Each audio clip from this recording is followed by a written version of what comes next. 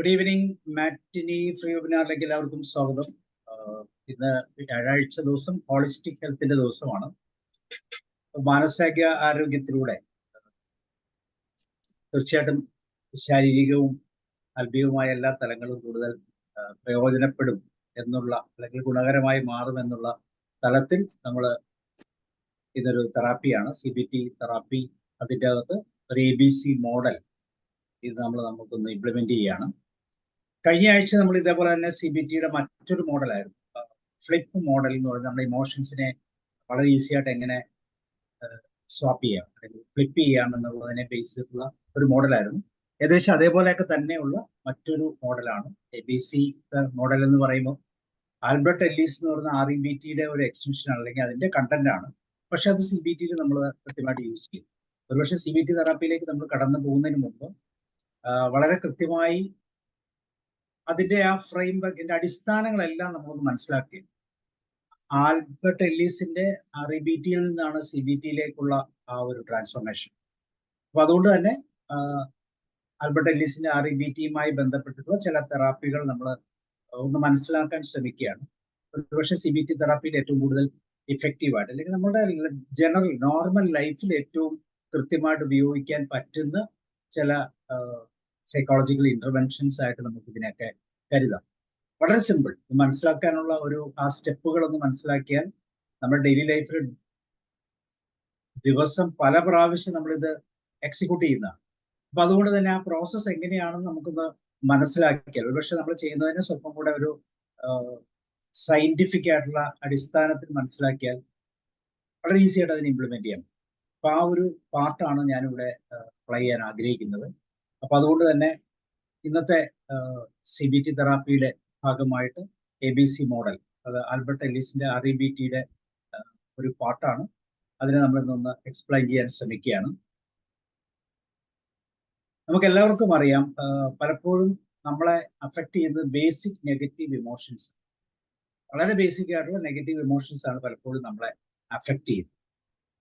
Positive ഇമോഷൻസിനെ കുറിച്ച് നമ്മൾ ചിന്തിക്കുന്നേ ഇല്ല. പോസിറ്റീവ് എപ്പോഴും പോസിറ്റീവ് ആണ്. അത് മനസ്സിനും ശരീരത്തിനും ഒക്കെ ഗുണകരമാണ്, ആത്മാവിനും അല്ലെങ്കിൽ സ്പിരിച്വൽ ലൈഫിലും ഒക്കെ വളരെ ഗുണകരമാണ്. പക്ഷേ എങ്ങനെയൊക്കെയാണെങ്കിലും, എങ്ങനെയൊക്കെ ലൈഫ് മുന്നോട്ട് കൊണ്ടുപോയാലും എപ്പോഴും ഒരു നെഗറ്റീവ് ഇമോഷന്റെ സാധ്യത, ഒരു ഫീലിംഗിന്റെ സാധ്യതയൊക്കെ നമ്മൾ എപ്പോഴും വരാൻ സാധിക്കും. അപ്പൊ ആ ഒരു കോൺസെപ്റ്റില് ഏറ്റവും പ്രധാനപ്പെട്ട നെഗറ്റീവ് ഇമോഷൻസിനെ കുറിച്ച് നമ്മളൊന്ന് ചിന്തിച്ചാൽ നമ്മുടെ മനസ്സിലേക്ക് ആദ്യം കടന്നു വരുന്ന കുറെ ഇമോഷൻസ്, അതിൽ ഏറ്റവും പ്രാധാന്യമുള്ള വ്യക്തി എന്ന് പറയുന്നത് ആങ്കർ ആണെന്ന് പറയും, ദേഷ്യം. അതിന് പല രൂപഭേദങ്ങളുണ്ട്. ദേഷ്യത്തിന്റെ അല്ലെങ്കിൽ ആങ്കറിന്റെ ഡിഗ്രി കൂടി കഴിഞ്ഞാൽ ഉണ്ടാകാവുന്ന റേജ് എന്നൊക്കെ പറയുന്ന, വൈരാഗ്യം എന്നൊക്കെ പറയുന്ന രീതിയിലേക്കൊക്കെ ഇത് മൂവ് ചെയ്യും. അതുപോലെ സാഡ്നെസ്, സങ്കടത്തിനും അതിന്റെ ഒരു സാധാരണ ലെവലിൽ നിന്ന് വീണ്ടും അത് ഉയർന്നു കഴിഞ്ഞാൽ ഒരു ഡിപ്രഷന്റെ ഒക്കെ അവസ്ഥയിലേക്ക് പോകുന്നു. പിന്നെ ആസ് യൂഷ്വൽ നമ്മൾ ആങ്സൈറ്റി, നമ്മുടെ മുമ്പിലുള്ള ഉത്കണ്ഠ, പ്രത്യേകിച്ച് ഫ്യൂച്ചറിനെ കുറിച്ച് അല്ലെങ്കിൽ നമ്മുടെ മുമ്പിൽ വരുന്ന ആ ഒരു സാഹചര്യം എങ്ങനെ സംഭവിക്കും, എന്നിലൂടെ അല്ലെങ്കിൽ എങ്ങനെ അത് എനിക്ക് തരണം ചെയ്യാൻ പറ്റും എന്നൊക്കെ വിചാരിക്കുന്ന ഒരു ആവലാതി, ഒരു ആങ്സൈറ്റി. പിന്നെ വരുന്ന ഒരു പാർട്ട് ഫിയർ ആണ്. പിന്നെ വരുന്നത് ഗിൽട്ടാണ്, നമ്മൾ അറിഞ്ഞുകൊണ്ട് ഒരു തെറ്റ് ചെയ്യുമ്പോൾ ഉണ്ടാകുന്ന ഒരു ഗിൽട്ട്. പിന്നെ ഒരു എംബറാസ്മെന്റ്, ഒരു ലജ്ജിച്ചു പോകുന്ന ഒരു അവസ്ഥ, ഞാൻ നാണം കെട്ടു പോകുന്ന ഒരു അവസ്ഥ. അപ്പൊ ഇങ്ങനെയൊക്കെയുള്ള കുറെ ബേസിക് ആയിട്ടുള്ള ഇമോഷൻസ്, ബേസിക് നെഗറ്റീവ് ഇമോഷൻസ് നമുക്ക് എപ്പോഴും നമ്മുടെ ലൈഫിൽ ചുറ്റുപാടുകളിൽ കാണാൻ സാധിക്കും. അപ്പൊ അങ്ങനെയുള്ള ഈ ഇമോഷൻസിനെ മാനേജ് ചെയ്യാനുള്ള മെത്തേഡ് എന്ന് വെച്ചാൽ, ഇപ്പോൾ നമ്മൾ നെഗറ്റീവ് ഇമോഷൻസിലാണ് നിൽക്കുന്നത്, അതിനൊരു പോസിറ്റീവ് ഇമോഷന്റെ തലത്തിലേക്ക് ഒന്ന് അപ്ലിഫ്റ്റ് ചെയ്യാൻ നമുക്ക് എന്ത് ചെയ്യാം, ആ ഒരു ഭാഗമാണ് സത്യത്തിൽ ഈ ABC തെറാപ്പിയിലൂടെ നമ്മൾ അല്ലെങ്കിൽ മോഡലിലൂടെ നമ്മളൊന്ന് മനസ്സിലാക്കും. അപ്പൊ ഏകദേശം ഈ ടൈപ്പിലുള്ള നെഗറ്റീവ് ഇമോഷൻസിനെ വേണ്ട രീതിയിൽ അഡ്രസ്സ് ചെയ്യുന്നില്ലെങ്കിൽ അത് തീർച്ചയായിട്ടും നമുക്ക് ശാരീരികവും മാനസികവും ആത്മീയവുമായൊക്കെ തലത്തിലൊക്കെ അല്ലെങ്കിൽ സമൂലമായ നമ്മുടെ ഹോളിസ്റ്റിക് ഹെൽത്തിന് ഒരു പ്രോബ്ലമാണ്. അപ്പൊ ആ പ്രോബ്ലത്തിൽ നിന്ന് നമുക്ക് എങ്ങനെ വളരെ ഈസി ആയിട്ട് ഓവർകം ചെയ്യാൻ പറ്റും എന്നുള്ളതിനെ ആസ്പദമാക്കിയിട്ടുള്ള ആ ഒരു മനോഹരമായ ഒരു മോഡലാണ് ABC മോഡൽ. ഇവിടെ നമ്മൾ 2-3 പ്രോബ്ലംസ്, റിയൽ ലൈഫിലുള്ള ചില സിറ്റുവേഷൻസ് നമ്മളൊന്ന് അനലൈസ് ചെയ്യാണ്. ഇങ്ങനെയുള്ള ആങ്കറും സാഡ്നെസ്സും അങ്ങനെയുള്ള ഇതുപോലത്തെ നെഗറ്റീവ് ഇമോഷൻസ് വരുന്ന ചില ഡെയിലി ലൈഫിലുള്ള ചില സാഹചര്യങ്ങളെ നമ്മളൊന്ന് അനലൈസ് ചെയ്യണം ആദ്യം. ആ സാഹചര്യങ്ങൾ എങ്ങനെയാണ്, എൻ്റെ സഹപ്രവർത്തകൻ ജോലി സ്ഥലത്ത് എത്തിയെങ്കിലും എന്നെ കണ്ടതായി ഭാവിക്കുന്നു. ഒരു ഗ്രീറ്റിംഗ് തരുന്നില്ല, വേണ്ട രീതിയിൽ പരിഗണിക്കുന്നില്ല, ഒരു റിജക്ഷൻ ഫീൽ ചെയ്യുന്നു. ഇങ്ങനെയൊക്കെ ഉണ്ടാകുന്ന ഒരു സമയത്ത് സ്വാഭാവികമായും നമ്മുടെ ബേസിക് ഇമോഷൻസിൽ ഏതെങ്കിലുമൊക്കെ നമ്മളിലേക്ക് കടന്നു വരാം. ആങ്കർ ആകാം, അല്ലെങ്കിൽ സാഡ്നെസ് ആകാം, ഇങ്ങനെയുള്ള എന്തെങ്കിലും. ഇനി അതിന്റെ റീസൺസ് കൃത്യമായിട്ട് നമുക്ക് അനലൈസ് ചെയ്യാൻ പറ്റിയാൽ ഒരുപക്ഷെ ഒരു ഗിൽറ്റിന്റെ സാധ്യത കാണാം. ഇങ്ങനെ പല കാരണങ്ങൾ അതിനകത്ത് കാണാം. എനിവേ നമ്മൾ ആങ്കർ ആണെന്ന് വിചാരിക്കുക, നമ്മൾ പെട്ടെന്ന് ഉണ്ടാകുന്ന ഇമോഷൻ ആങ്കർ ആണെന്ന് വിചാരിക്കുക. സാഹചര്യം ഇതാണ്, നമ്മൾ ജോലി സ്ഥലത്തേക്ക് ചെല്ലുമ്പോൾ നമ്മുടെ പ്രിയപ്പെട്ട സുഹൃത്ത് കണ്ടതായിട്ട് പോലും ഭാവിക്കുന്നില്ല. ഇത് ജോലിസ്ഥലം മാത്രമല്ല, വീട്ടിലൊക്കെ സാഹചര്യം, നമ്മുടെ ഫ്രണ്ട്സ് അല്ലെങ്കിൽ ഒരു കല്യാണ വീട്ടിൽ ചെല്ലുമ്പോൾ നമുക്കുണ്ടാകാവുന്ന ഇങ്ങനത്തെ പ്രശ്നങ്ങളെല്ലാം നമ്മുടെ മുമ്പിൽ വരുന്നു. അപ്പൊ ഇത് ഒരു സിറ്റുവേഷൻ. മറ്റൊരു സിറ്റുവേഷൻ ഇതാണ്, ഞാൻ എല്ലാ സഹപ്രവർത്തകരുമായി നല്ല സൗഹൃദത്തിലാണ്, എന്നാൽ അവരിൽ ഒരാൾ ഒരു പാർട്ടി നടന്നു, പക്ഷെ അദ്ദേഹം എന്നെ ക്ഷണിക്കുന്നില്ല. അപ്പൊ ഇങ്ങനെ ഒരു സാഹചര്യം വന്നാലും ഈ പറയുന്ന ബേസിക് ഇമോഷൻസിൽ എന്തെങ്കിലുമൊക്കെ നമ്മളെ തീർച്ചയായിട്ടും, ഒരുപക്ഷെ സാഡ്നെസ് ആകാം, അല്ലെങ്കിൽ ഈ പറയുന്ന രീതിയിലുള്ള ആങ്കർ ആകാം, എന്തെങ്കിലുമൊക്കെ ഒരു നെഗറ്റീവ് ഇമോഷൻ തീർച്ചയായിട്ടും നമ്മളെ അഫക്റ്റ് ചെയ്യും. ഇങ്ങനെയുള്ള സാഹചര്യങ്ങൾ നമ്മുടെ ലൈഫിൽ വളരെയധികം ഉണ്ടായിട്ടുണ്ട്. മൂന്നാമത്തെ ഇൻസിഡന്റ് എന്ന് പറയുന്നത്, സാമ്പത്തിക ബുദ്ധിമുട്ടുള്ള നിങ്ങളുടെ കസിൻ അവരുടെ വിവാഹം അല്ലെങ്കിൽ കല്യാണം ഒരുക്കങ്ങൾ നടത്തിക്കൊണ്ടുവരുന്നു. ആ സമയത്ത് നിങ്ങൾക്ക് പകരം നിങ്ങളുടെ സുഹൃത്തിനോടൊരു ആവശ്യം അല്ലെങ്കിൽ ഒരു സഹായം ആവശ്യപ്പെടുകയാണ്. നമ്മൾ അടുത്ത് വരുമെന്നും നമുക്ക് സഹായിക്കാൻ തയ്യാറായിട്ടും ഒക്കെ നമ്മൾ നിൽക്കുമ്പോഴും നമ്മളിൽ നിന്ന് വ്യത്യസ്തമായി മറ്റൊരു നമ്മുടെ തന്നെ ഒരു സുഹൃത്തിന്റെ അടുത്ത് സഹായവുമായിട്ട് ചെല്ലുന്ന ഒരവസ്ഥ. ഈ അവസ്ഥയിലും ഈ പറയുന്ന രീതിയിലുള്ള ഏതെങ്കിലുമൊക്കെ നെഗറ്റീവ് ഇമോഷൻ നമുക്കുണ്ടാകും. ചിലപ്പോൾ ആൻസൈറ്റി ആകാം, അല്ലെങ്കിൽ നമുക്കൊരു സങ്കടമാകാം, ഞാൻ സഹായിക്കാൻ തയ്യാറായിരുന്നല്ലോ എന്നിട്ടും, അല്ലെങ്കിൽ ദേഷ്യമാകാം. ഇങ്ങനെ ഈ സമയത്തൊക്കെ ഇങ്ങനെയാണോ ചെയ്യേണ്ടത് എന്നൊക്കെയുള്ള രീതിയിലുള്ള ചില സ്വഭാവ വിശേഷങ്ങൾ, അല്ലെങ്കിൽ നമുക്ക് ചില ഫീലിങ്സ്, ഇമോഷൻസ്, നെഗറ്റീവ് ഇമോഷൻസ് നമുക്കുണ്ടാകും. നെഗറ്റീവ് ആണോ ഇല്ലയോ എന്നുള്ളത് നമ്മൾ അനലൈസ് ചെയ്യാം. മറ്റൊരു ഏരിയ ഇതാണ്, ചെയ്യാൻ പറ്റാത്ത ഒരു കാര്യം, അല്ലെങ്കിൽ ചെയ്യാൻ അറിയാൻ പാടില്ലാത്ത ഒരു കാര്യം ചെയ്യാൻ നമ്മളോട് ആവശ്യപ്പെടും. പക്ഷെ നമ്മുടെ കുട്ടികളോടാകാം, അല്ലെങ്കിൽ നമ്മുടെ മാതാപിതാക്കൾ നമ്മളോടാകാം, ബോസ് ആകാം, സുഹൃത്തുക്കളാകാം. ഒരു പ്രത്യേക ഘട്ടം വരുന്നു, അവർക്ക് അതൊന്നും മാനേജ് ചെയ്യാൻ പറ്റുന്നില്ല, അവർ നമ്മളോട് ആവശ്യപ്പെടുകയാണ്. പക്ഷെ നമുക്കത് ചെയ്യാൻ അത്ര എളുപ്പമല്ല. ഇവിടെയും ഒരു വികാരം വരാം. ഒരുപക്ഷെ നമ്മളിൽ ഒരു പേടിയാകാം, അല്ലെ? പരിചയമില്ലാത്ത ഒരു കാര്യം ചെയ്യാൻ നമ്മളോട് ആവശ്യപ്പെടുമ്പോൾ നമ്മുടെ മനസ്സിൽ എപ്പോഴും ഉണ്ടാകാവുന്ന ഒരു പേടിയുടെ അവസ്ഥ. മറ്റൊരു ഏരിയ ഇതാണ്, മധ്യസ്ഥനായി നമുക്കൊരു അവസരം ലഭിക്കുന്നു, ഒരു പ്രശ്നം പരിഹരിക്കാൻ വേണ്ടി ശ്രമിക്കുന്നു, പക്ഷെ അത് സാധിക്കുന്നില്ല. അപ്പൊ ഇവിടെ എന്തായിരിക്കും സംഭവിക്കുന്നത്? ഇവിടെ തീർച്ചയായിട്ടും നമ്മൾ ആദ്യം കണ്ട ഇമോഷൻസിൽ ഏതെങ്കിലുമൊക്കെ ഇമോഷൻസ് ഉണ്ടാകും. എംബറാസ്, നാണക്കേടാകാം, അല്ലെങ്കിൽ ഒരു ഗിൽറ്റിന്റെ സാധ്യതയാകാം. അപ്പൊ ഏതെങ്കിലുമൊക്കെ സാധ്യതകൾ ഇവിടെ, അല്ലെങ്കിൽ ഫിയർ ആകാം, ആൻസൈറ്റി, സാഡ്നെസ്, എന്ത് വേണമെങ്കിലും ഉണ്ടാകും. അത് ഡിപ്പെൻസ്, നമ്മുടെ വ്യക്തിപരമായിട്ടുള്ള ഒരു സബ്ജക്റ്റീവ് എക്സ്പീരിയൻസിന്റെ പാർട്ടായിട്ട് തീർച്ചയായിട്ടും അത് ഉണ്ടാകും. പിന്നെ വരുന്ന മറ്റൊരു പാർട്ട് ഇതാണ്, നമ്മൾ എപ്പോഴും കാണുന്നതാണ്, ഒരു പരീക്ഷ നല്ലോണം എഴുതാൻ കഴിഞ്ഞില്ല, അതുകൊണ്ട് തന്നെ പൊതുവായിട്ട് ടോട്ടൽ മാർക്ക് കുറഞ്ഞു, ആകെ മാർക്ക് കുറഞ്ഞു. അപ്പൊ ഇതുകൊണ്ടുണ്ടാകാവുന്ന ചില മാനസിക വിഷമങ്ങൾ ഇവിടെയും ഒരുപക്ഷെ ഒരു ഗിൽറ്റിന്റെ ഒക്കെ സാധ്യതകളാകാം. എനിക്ക് നല്ലോണം അറിയാമായിരുന്നു എങ്കിലും പക്ഷെ എന്ത് സംഭവിച്ചു, എനിക്കത് വേണ്ട രീതിയിൽ ചെയ്യാൻ പറ്റിയില്ല, അല്ലെങ്കിൽ നല്ല രീതിയിൽ പെർഫോം ചെയ്യാൻ പറ്റില്ല. ഒരുപക്ഷെ പരീക്ഷ നല്ലോണം എഴുതാൻ പറ്റാത്തതുകൊണ്ട്, പഠിക്കാത്തത് കൊണ്ടല്ല. അപ്പൊ ഇവിടെയും ഇങ്ങനെയുള്ള ഒരു സാധ്യത. ഇവിടെ എല്ലാം സംഭവിക്കുന്നത് എന്താണ്, കുറേ ബേസിക് ആയിട്ടുള്ള നെഗറ്റീവ് ഇമോഷൻസ് നമ്മളിലേക്ക് കടന്നു വരുന്നു. ഇത് യഥാർത്ഥത്തിൽ എങ്ങനെ ഈ വരുന്ന നെഗറ്റീവ് ഇമോഷൻസിനെ അതിന്റെ റിയാലിറ്റിയുമായിട്ട് കണക്ട് ചെയ്ത് എങ്ങനെ അതിനെ മാനേജ് ചെയ്യണം എന്ന് നമുക്കറിയാൻ പറ്റാത്ത ഇവിടെ ഇതെല്ലാം കോഗ്നിറ്റീവ് സിസ്റ്റംസ്. കുറെ കോഗ്നിറ്റീവ് സിസ്റ്റംസ് ഇതുപോലെ ചിന്താതലത്തിൽ നിൽക്കുന്ന കുറെ കാര്യങ്ങൾ, ഇതെല്ലാം ചിന്തയ്ക്ക് ആനുകൂല്യം കൊടുക്കാൻ പറ്റുന്ന കാര്യങ്ങളാണ്. വ്യക്തമായിട്ട് ചിന്തിച്ചു കഴിഞ്ഞാൽ ഒരു പക്ഷേ നല്ല തീരുമാനങ്ങൾ എടുക്കാൻ നമ്മളെ കൊണ്ട് സാധിക്കും. പക്ഷെ ചിന്തിക്കാനുള്ള ഒരു അവസരം പോലും ഇല്ലാതെ നമ്മൾ ഒരു വിഷ്വസ് സൈക്കിളിലേക്ക് നമ്മൾ കടന്നുപോകും. ഇവിടെ നമുക്കറിയാം ഇങ്ങനെ ഒരു പ്രോസസ്സാണ്. നമുക്കൊരു സ്റ്റിമുലി ഉണ്ടാകാം, ഒരു എക്സ്റ്റേണൽ സ്റ്റിമുലി ഉണ്ടാകും. അത് എവിടെ നിന്നും ആകാം, നമ്മുടെ ഇന്റേണൽ സൈഡിൽ നിന്നും വരാം ആ സ്റ്റിമുലി. ഇത് ഒരു സെൻസർ ഇന്റർഫേസിലേക്ക് വരിക, നമ്മുടെ സെൻസറി ഇൻപുട്ടിലേക്ക് കടന്നു വരും. അതിനനുസരിച്ച് കുറെ ആക്ഷൻസ് വരും. തീർച്ചയായിട്ടും അതിന് കറസ്പോണ്ടിങ് ആയിട്ട് ഒരു മോട്ടോർ ഇന്റർഫേസ്, ഒരു ഔട്ട്കം അല്ലെങ്കിൽ ഒരു ആക്ഷൻ ഉണ്ടാകുന്നുണ്ട്. പക്ഷെ ഇവിടെ സംഭവിക്കുന്നത് എന്താണ്, ഇതിനിടയിൽ ഒരു കോഗ്നിഷൻ റോൾ ഉണ്ട്. Provide adaptive indirect coupling. അപ്പൊ നമ്മളുടെ സ്റ്റിമുലയും ആക്ഷനും തമ്മിൽ ഒരു അഡാപ്റ്റീവ് ആയിട്ടുള്ള ഇൻഡയറക്റ്റ് കപ്ലിംഗ് അത് കോഗ്നിറ്റീവ് തലത്തിൽ നമുക്ക് ചെയ്യാൻ പറ്റുന്നുണ്ടോ? ഇതിനെപ്പോഴും ഒരു ഫീഡ്ബാക്കും ഉണ്ട്. ഈ മോട്ടോർ ഇന്റർഫേസിൽ നിന്ന് കൊടുക്കുന്ന ആക്ഷന് കറസ്പോണ്ടിങ് ആയിട്ടൊരു ഫീഡ്ബാക്ക് നമ്മുടെ സെൻസർ ഇന്റർഫേസിലേക്ക് കടന്നു വരുന്നുണ്ട്. അപ്പൊ ഇതിനെല്ലാം കൂടെ ഒരു ക്ലോസ്ഡ് സിസ്റ്റം ആണെന്ന് വേണം നമുക്ക് അനുമാനിച്ചുകൊണ്ട് എങ്ങനെ ഒരു കോഗ്നിറ്റീവ് ആയിട്ടുള്ള തലത്തിൽ ഇതിനെ മാനേജ് ചെയ്യാം, ഈ പറയുന്ന നമ്മൾ ആദ്യം പറഞ്ഞ പ്രശ്നങ്ങളെ മാനേജ് ചെയ്യാം. അപ്പൊ അതിനുവേണ്ടിയാണ് നമ്മൾ ABCD എന്ന് പറയുന്ന ഒരു മോഡൽ ഉപയോഗിക്കുന്നത്. ഇത് ഞാൻ പറഞ്ഞു REBT എന്ന് പറയുന്ന CBTയുടെ പൈനിയർ ആയിട്ടുള്ള ആ ഒരു ആൽബർട്ട് എല്ലീസിന്റെ സിസ്റ്റത്തിൽ നിന്ന് അല്ലെങ്കിൽ തെറാപ്പിയിൽ നിന്ന് ഡെവലപ്പ് ചെയ്തിട്ടുള്ള ഒരു പാർട്ടാണ് ABC. 3 കണ്ടന്റുകളുണ്ട് അവിടെ. A എന്ന് പറയുന്നത് ആന്റിസിഡന്റ് അല്ലെങ്കിൽ ആക്ടിവേറ്റിംഗ് ഇവന്റ് എന്ന് പറയുന്നത് നമ്മുടെ മുമ്പിലുള്ള സ്റ്റിമുലയാണ്. അതിനിടയ്ക്ക് ഒരു ബിലീഫ് ഉണ്ട്, ദെൻ കോൺസിക്വൻസ്. ഇപ്പൊ നോർമലി നമ്മുടെ ജീവിതത്തിലെ ഒരു പ്രത്യേകത എന്ന് പറയുന്നത് ഈ ABC തലത്തിൽ നിന്ന് നമ്മൾ നോക്കുമ്പോൾ ആക്ടിവേറ്റിംഗ് ഇവന്റ് ഒരു സാഹചര്യം, ഒരു എൻവയോൺമെന്റൽ സാഹചര്യം നമ്മുടെ മുമ്പിലുണ്ട്, ഒരു ബിലീഫ് നമ്മുടെ ഇന്നർ സൈഡിലുണ്ട്, അതിന് കറസ്പോണ്ടിങ് ആയിട്ട് ഒരു കോൺസിക്വൻസ്, ഒരു ഇമോഷണൽ കോൺസിക്വൻസ് നമുക്കുണ്ടാകും. ഇതിനാണ് നമ്മൾ ABC എന്ന് പറയുന്നത്. പക്ഷെ പലപ്പോഴും നമ്മൾ കാണുന്ന ഇതാണ്, ആക്ടിവേറ്റിംഗ് ഇവന്റിൽ നിന്ന് കോൺസിക്വൻസിനെ മാത്രമേ നമ്മൾ തിരിച്ചറിയൂ. അണ്ടർലൈൻഡ് ആയിട്ടുള്ള ഈ ബിലീഫിന്റെ സാധ്യത, ബിലീഫ് എന്ന് വെച്ചാൽ തോട്ട് തന്നെയാണ്, വേണമെങ്കിൽ ഡീപ്പ് റൂട്ടഡ് ആയിട്ടുള്ള തോട്ടുകൾ എന്ന് പറയാം, അല്ലെങ്കിൽ ഡിസ്ഫങ്ഷണൽ തോട്ടുകൾ എന്നൊക്കെ നമുക്ക് പറയാം. ബിലീഫിന്റെ നെഗറ്റീവ് പാർട്ടാണ് നമ്മൾ പറയുന്നത്.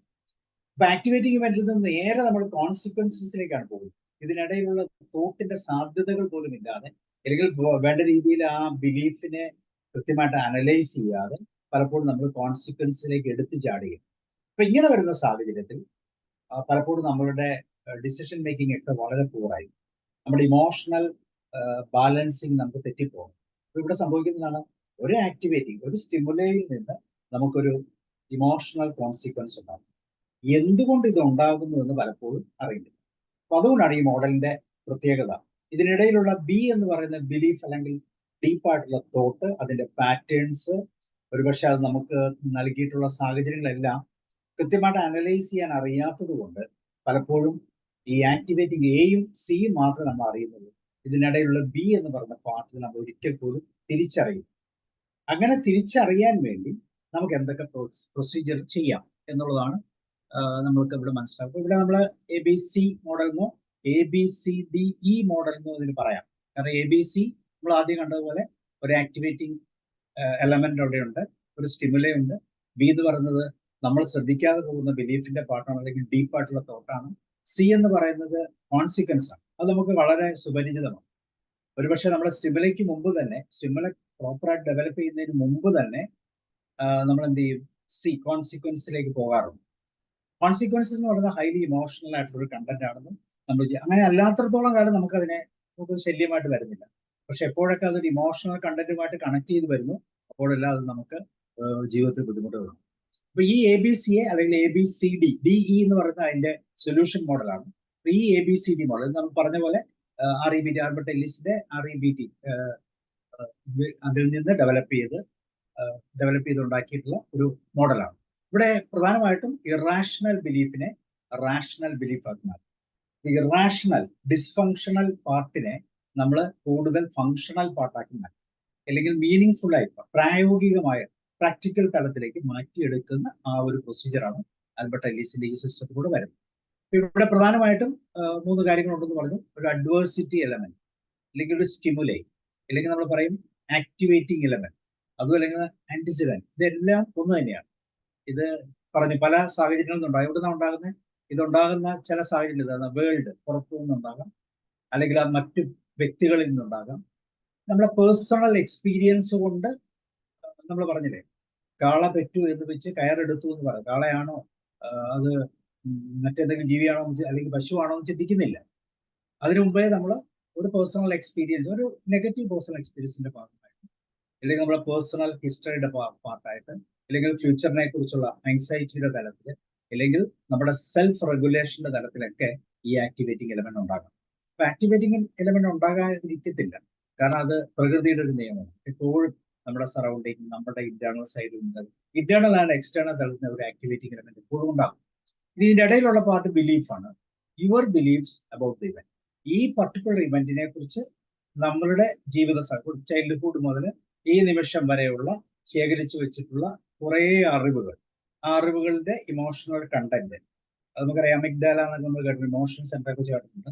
അവിടെ കോപ്പി ചെയ്ത് വെച്ചിരിക്കുന്ന കണ്ടന്റ് അധികവും ഇമോഷണൽ കണ്ടന്റ് ആണ്.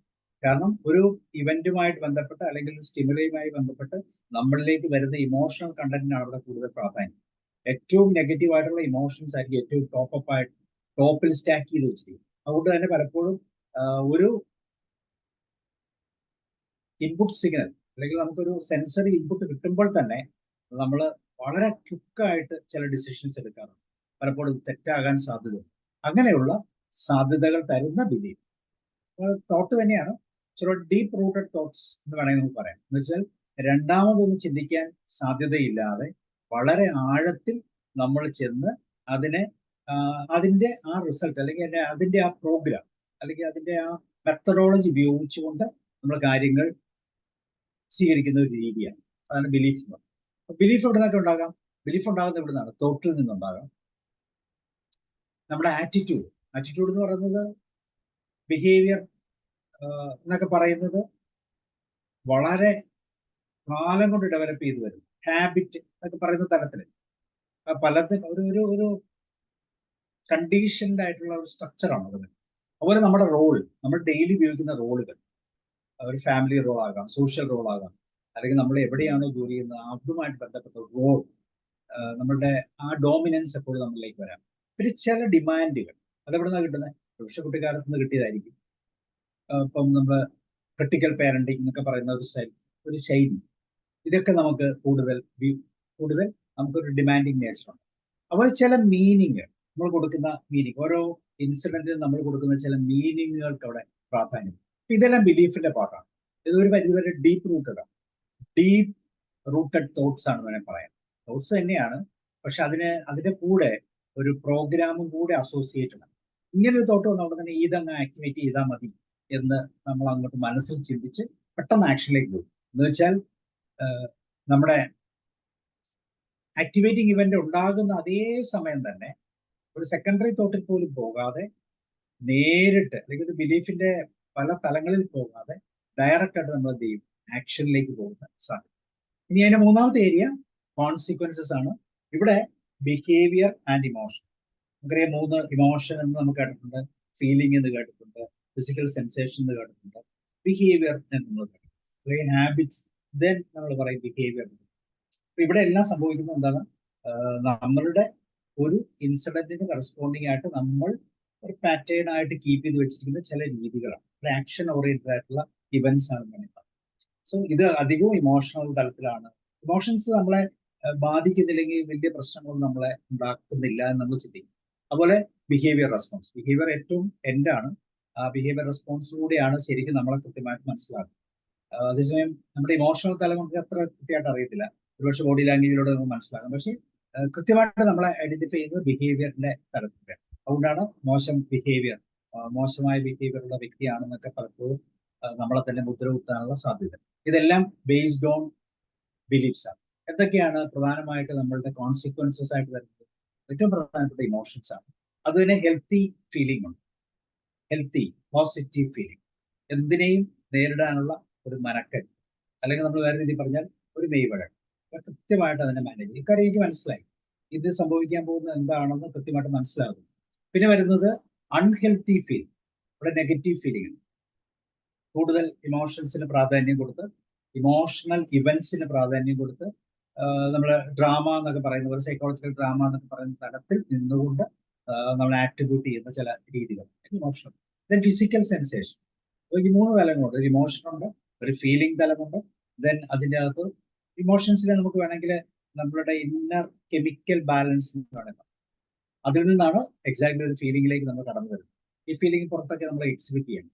അതിനുശേഷം ഫിസിക്കൽ സെൻസേഷൻസ് നമുക്ക്, ദെൻ അതിൻ്റെ താഴെയാണ് യഥാർത്ഥത്തിലുള്ള ആക്ഷൻ ഓറിയന്റഡ് ആയിട്ടുള്ള ബിഹേവിയർ വരുന്നത്. കൺസ്ട്രക്റ്റീവ് ബിഹേവിയർ ഉണ്ട്, ഡിസ്ട്രക്റ്റീവ് ബിഹേവിയർ. അപ്പൊ ഇതെല്ലാം കോൺസിക്വൻസസിന്റെ ഭാഗമാണ്. അപ്പൊ ആദ്യം പറഞ്ഞ പോലെ പലപ്പോഴും നമ്മൾ ഈ ആക്ടിവേറ്റ് ഇൻഡിപെൻഡൻസിൽ നിന്ന് കോൺസിക്വൻസിലേക്ക് ഡയറക്റ്റ് ഷോർട്ട് കട്ട് ചെയ്ത് പോവുക ചെയ്യും. അതിനിടയ്ക്ക് ബിലീഫിന്റെ പാർട്ട് വേണ്ട രീതിയിൽ അഡ്രസ് ചെയ്തില്ല. കാരണം ഓൾറെഡി നമുക്ക് ബിലീഫിന്റെ ഒരു വലിയ എന്താ പറയുന്ന ഒരു ഡിക്ഷണറി തന്നെയുണ്ട്, അല്ലെങ്കിൽ നമുക്കൊരു സ്റ്റാക്ക് ലൈബ്രറി തന്നെ. ഇതിൽ നിന്ന് ഏറ്റവും സ്യൂട്ടബിൾ ആയിട്ടുള്ളത് എടുത്ത്, പ്രത്യേകിച്ച് ഇമോഷണലി നമ്മൾ അൺബാലൻസ്ഡ് ആണെങ്കിൽ ഏറ്റവും മോശമായ ഇമോഷണൽ കണ്ടന്റ് എടുത്ത് ആ ഡിസിഷന് നമ്മളൊരു പേരൊക്കെ കൊടുത്ത്, അല്ലെങ്കിൽ അതിനനുസരിച്ചുള്ള ഒരു ആക്ഷൻ ഓറിയന്റഡ് ആയിട്ട് നമ്മൾ പോവുകയാണ്. അത് നമ്മളൊരു കണ്ടീഷൻഡ് ബിഹേവിയർ എന്നൊക്കെ നമുക്ക് വേണമെങ്കിൽ പറയാം. അപ്പൊ ഇവിടെ ABCDE എന്ന് പറയുന്ന, അല്ലെങ്കിൽ ABC എന്ന് പറയുന്ന ഈ പ്രോസസ്സിലൂടെ നമ്മൾ ചെയ്യുന്നത്, നമ്മളുടെ ആക്ടിവിറ്റി ഇവന്റ്സ് നമുക്ക് നിയന്ത്രിക്കാൻ പറ്റത്തില്ല. ബിലീഫ് പൊതുവെ നമ്മൾ അറിയുന്നില്ല. C നമുക്ക് കൃത്യമായിട്ട് വിസിബിൾ ആണ്, നമുക്കത് കൃത്യമായിട്ട് ഫീൽ ചെയ്യാൻ പറ്റുന്നുണ്ട്. അപ്പൊ ABCയിൽ നിന്ന് അടുത്ത 2 സ്റ്റെപ്പുകൾ കൂടെ നമ്മൾ വെക്കുകയാണ്. അടുത്ത 2 സ്റ്റെപ്പുകൾ D ആൻഡ് E ആണ്.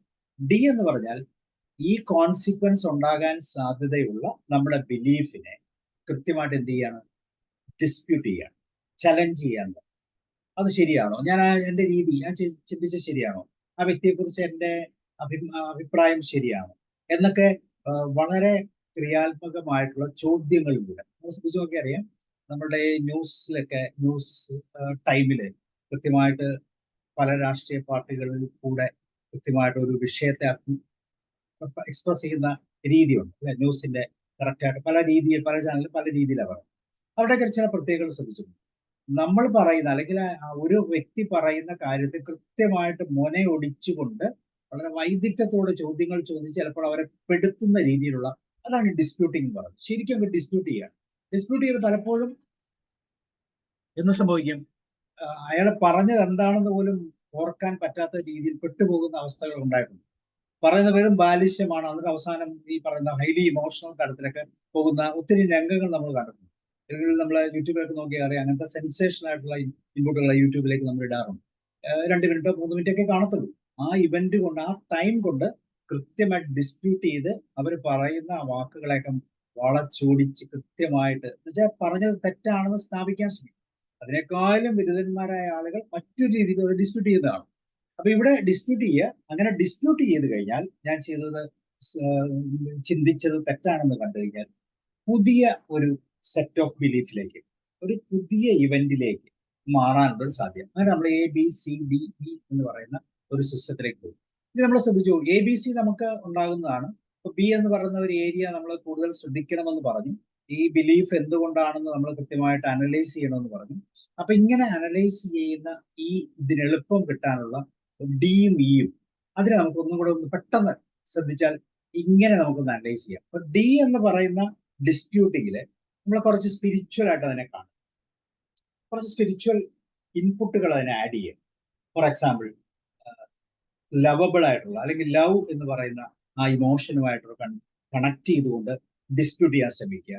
അല്ലെങ്കിൽ ബി കൈൻഡ്നെസ്സുമായിട്ട് കണക്ട് ചെയ്ത് ഡിസ്പ്യൂട്ട് ചെയ്യാൻ ശ്രമിക്കുക. അല്ലെങ്കിൽ കൂടുതൽ എംപതറ്റിക് നേച്ചറിൽ, ബി എംപതറ്റിക് എന്ന് പറയുന്ന രീതിയിൽ ഒരു സ്പിരിച്വൽ പാറ്റേണിൽ നമ്മുടെ ബിലീഫിനെ ഒന്ന് ഡിസ്പ്യൂട്ട് ചെയ്യുക. അതുപോലെ തന്നെ ഗ്രാറ്റിറ്റ്യൂഡ്, പ്രോപ്പർ കൃത്യമായ ഗ്രാറ്റിറ്റ്യൂഡ്. നമ്മൾ ഡിസ്പ്യൂട്ട് ചെയ്യേണ്ട വ്യക്തി നമുക്ക് തന്നിരിക്കുന്ന കോൺട്രിബ്യൂഷൻ, നമുക്ക് തന്നിരിക്കുന്ന ഗിഫ്റ്റുകൾ നമ്മൾ ഓർത്താൽ പെട്ടെന്ന് നമുക്കൊരു ഗ്രാറ്റിറ്റ്യൂഡ് എഫക്റ്റ് വരും. അപ്പൊ നമുക്ക് പെട്ടെന്ന് സറണ്ടർ ചെയ്യാൻ പറ്റും. അതുപോലെ തന്നെ ഫോർഗീവ്നെസ്, വളരെ ഇമ്പോർട്ടൻ്റ് ആയിട്ടുള്ള ഒരു പാർട്ട്. പക്ഷേ ആ വ്യക്തി നമ്മളോട് വളരെ നെഗറ്റീവായിട്ടാണ് പെരുമാറിയെങ്കിലും അയാളോട് നമുക്ക് ക്ഷമ കൊടുത്തുകൊണ്ട് മുന്നോട്ട് പോകാൻ പറ്റുന്ന ഫോർഗീവ്നെസ് എന്ന് പറയുന്ന സ്പിരിച്വൽ റോള്. ഇതെല്ലാം D എന്ന് പറയുന്ന ആ തലത്തിൽ ഉപയോഗിച്ചാൽ, എല്ലാവർക്കും അറിയാം, ഇത്രയും സ്പിരിച്വൽ റോള് നമ്മുടെ ലൈഫിൽ ഉണ്ടെങ്കിൽ വളരെ സ്ട്രീം ലൈൻഡ് ആയിട്ട് നമുക്ക് നമ്മുടെ ലൈഫിനെ മുന്നോട്ട് കൊണ്ടുപോകാൻ പറ്റും. അപ്പൊ ഡിസ്പ്യൂട്ട് ചെയ്യുന്ന സമയത്ത് നമുക്ക് ഇത്രയും ആട്രിബ്യൂട്ട്സ് കൂടെ അതിന്റെ കൂടെ ആഡ് ചെയ്യാം. ഒരു ലവിന്റെ ഒരു പാർട്ട്, ഒരു സ്നേഹത്തിന്റെ ഒരു സാധ്യത, ഒരു ചിരിയാകാം, അല്ലെങ്കിൽ ഒരു വെർബൽ നോൺ വെർബൽ ഒക്കെ സാധ്യതകളാകാം. ദെൻ ഒരു കൈൻഡ്നെസ്, അല്ലെങ്കിൽ ഈവൻ സൈലൻസ് പോലും തീർച്ചയായിട്ടും സ്നേഹത്തിന്റെ ഒരു പ്രതിരൂപമാണെന്ന് പറയാം.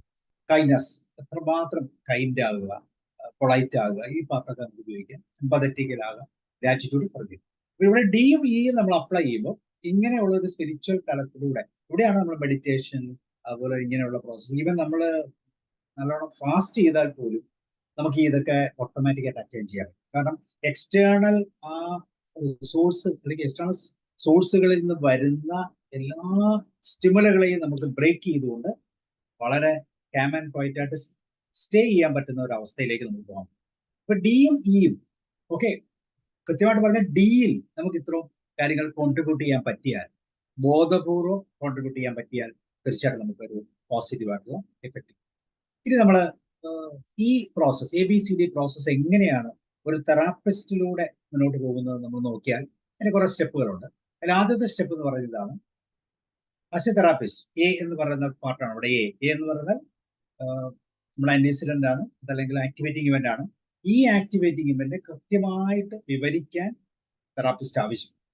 അപ്പൊ നമ്മൾ മറ്റൊരാളെ ഈ രീതിയിൽ മാനേജ് ചെയ്യുകയാണെങ്കിൽ തീർച്ചയായിട്ടും നമുക്ക് ആവശ്യപ്പെടാം എന്താണ് റിയാലിറ്റി, യഥാർത്ഥത്തിൽ നടന്ന കാര്യം.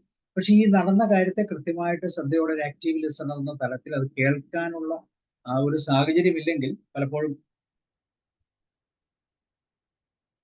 റാപ്പോ ബ്രേക്ക് ആയി പോകും. റാപ്പോ ബ്രേക്ക് കഴിഞ്ഞാൽ തീർച്ചയായിട്ടും ക്ലയന്റും തെറാപ്പിസ്റ്റും നമ്മളുടെ ഗ്യാപ്പ് കൂടും. പിന്നെ ഒരുപക്ഷെ ബാലൻസ് ചെയ്യാൻ പറ്റാതെ വരും. ഇല്ലെങ്കിൽ വളരെ ബാലിശ്യമായിട്ട് എന്താ ഇങ്ങനെ സംസാരിക്കുന്നതൊക്കെ ചിന്തിക്കാം.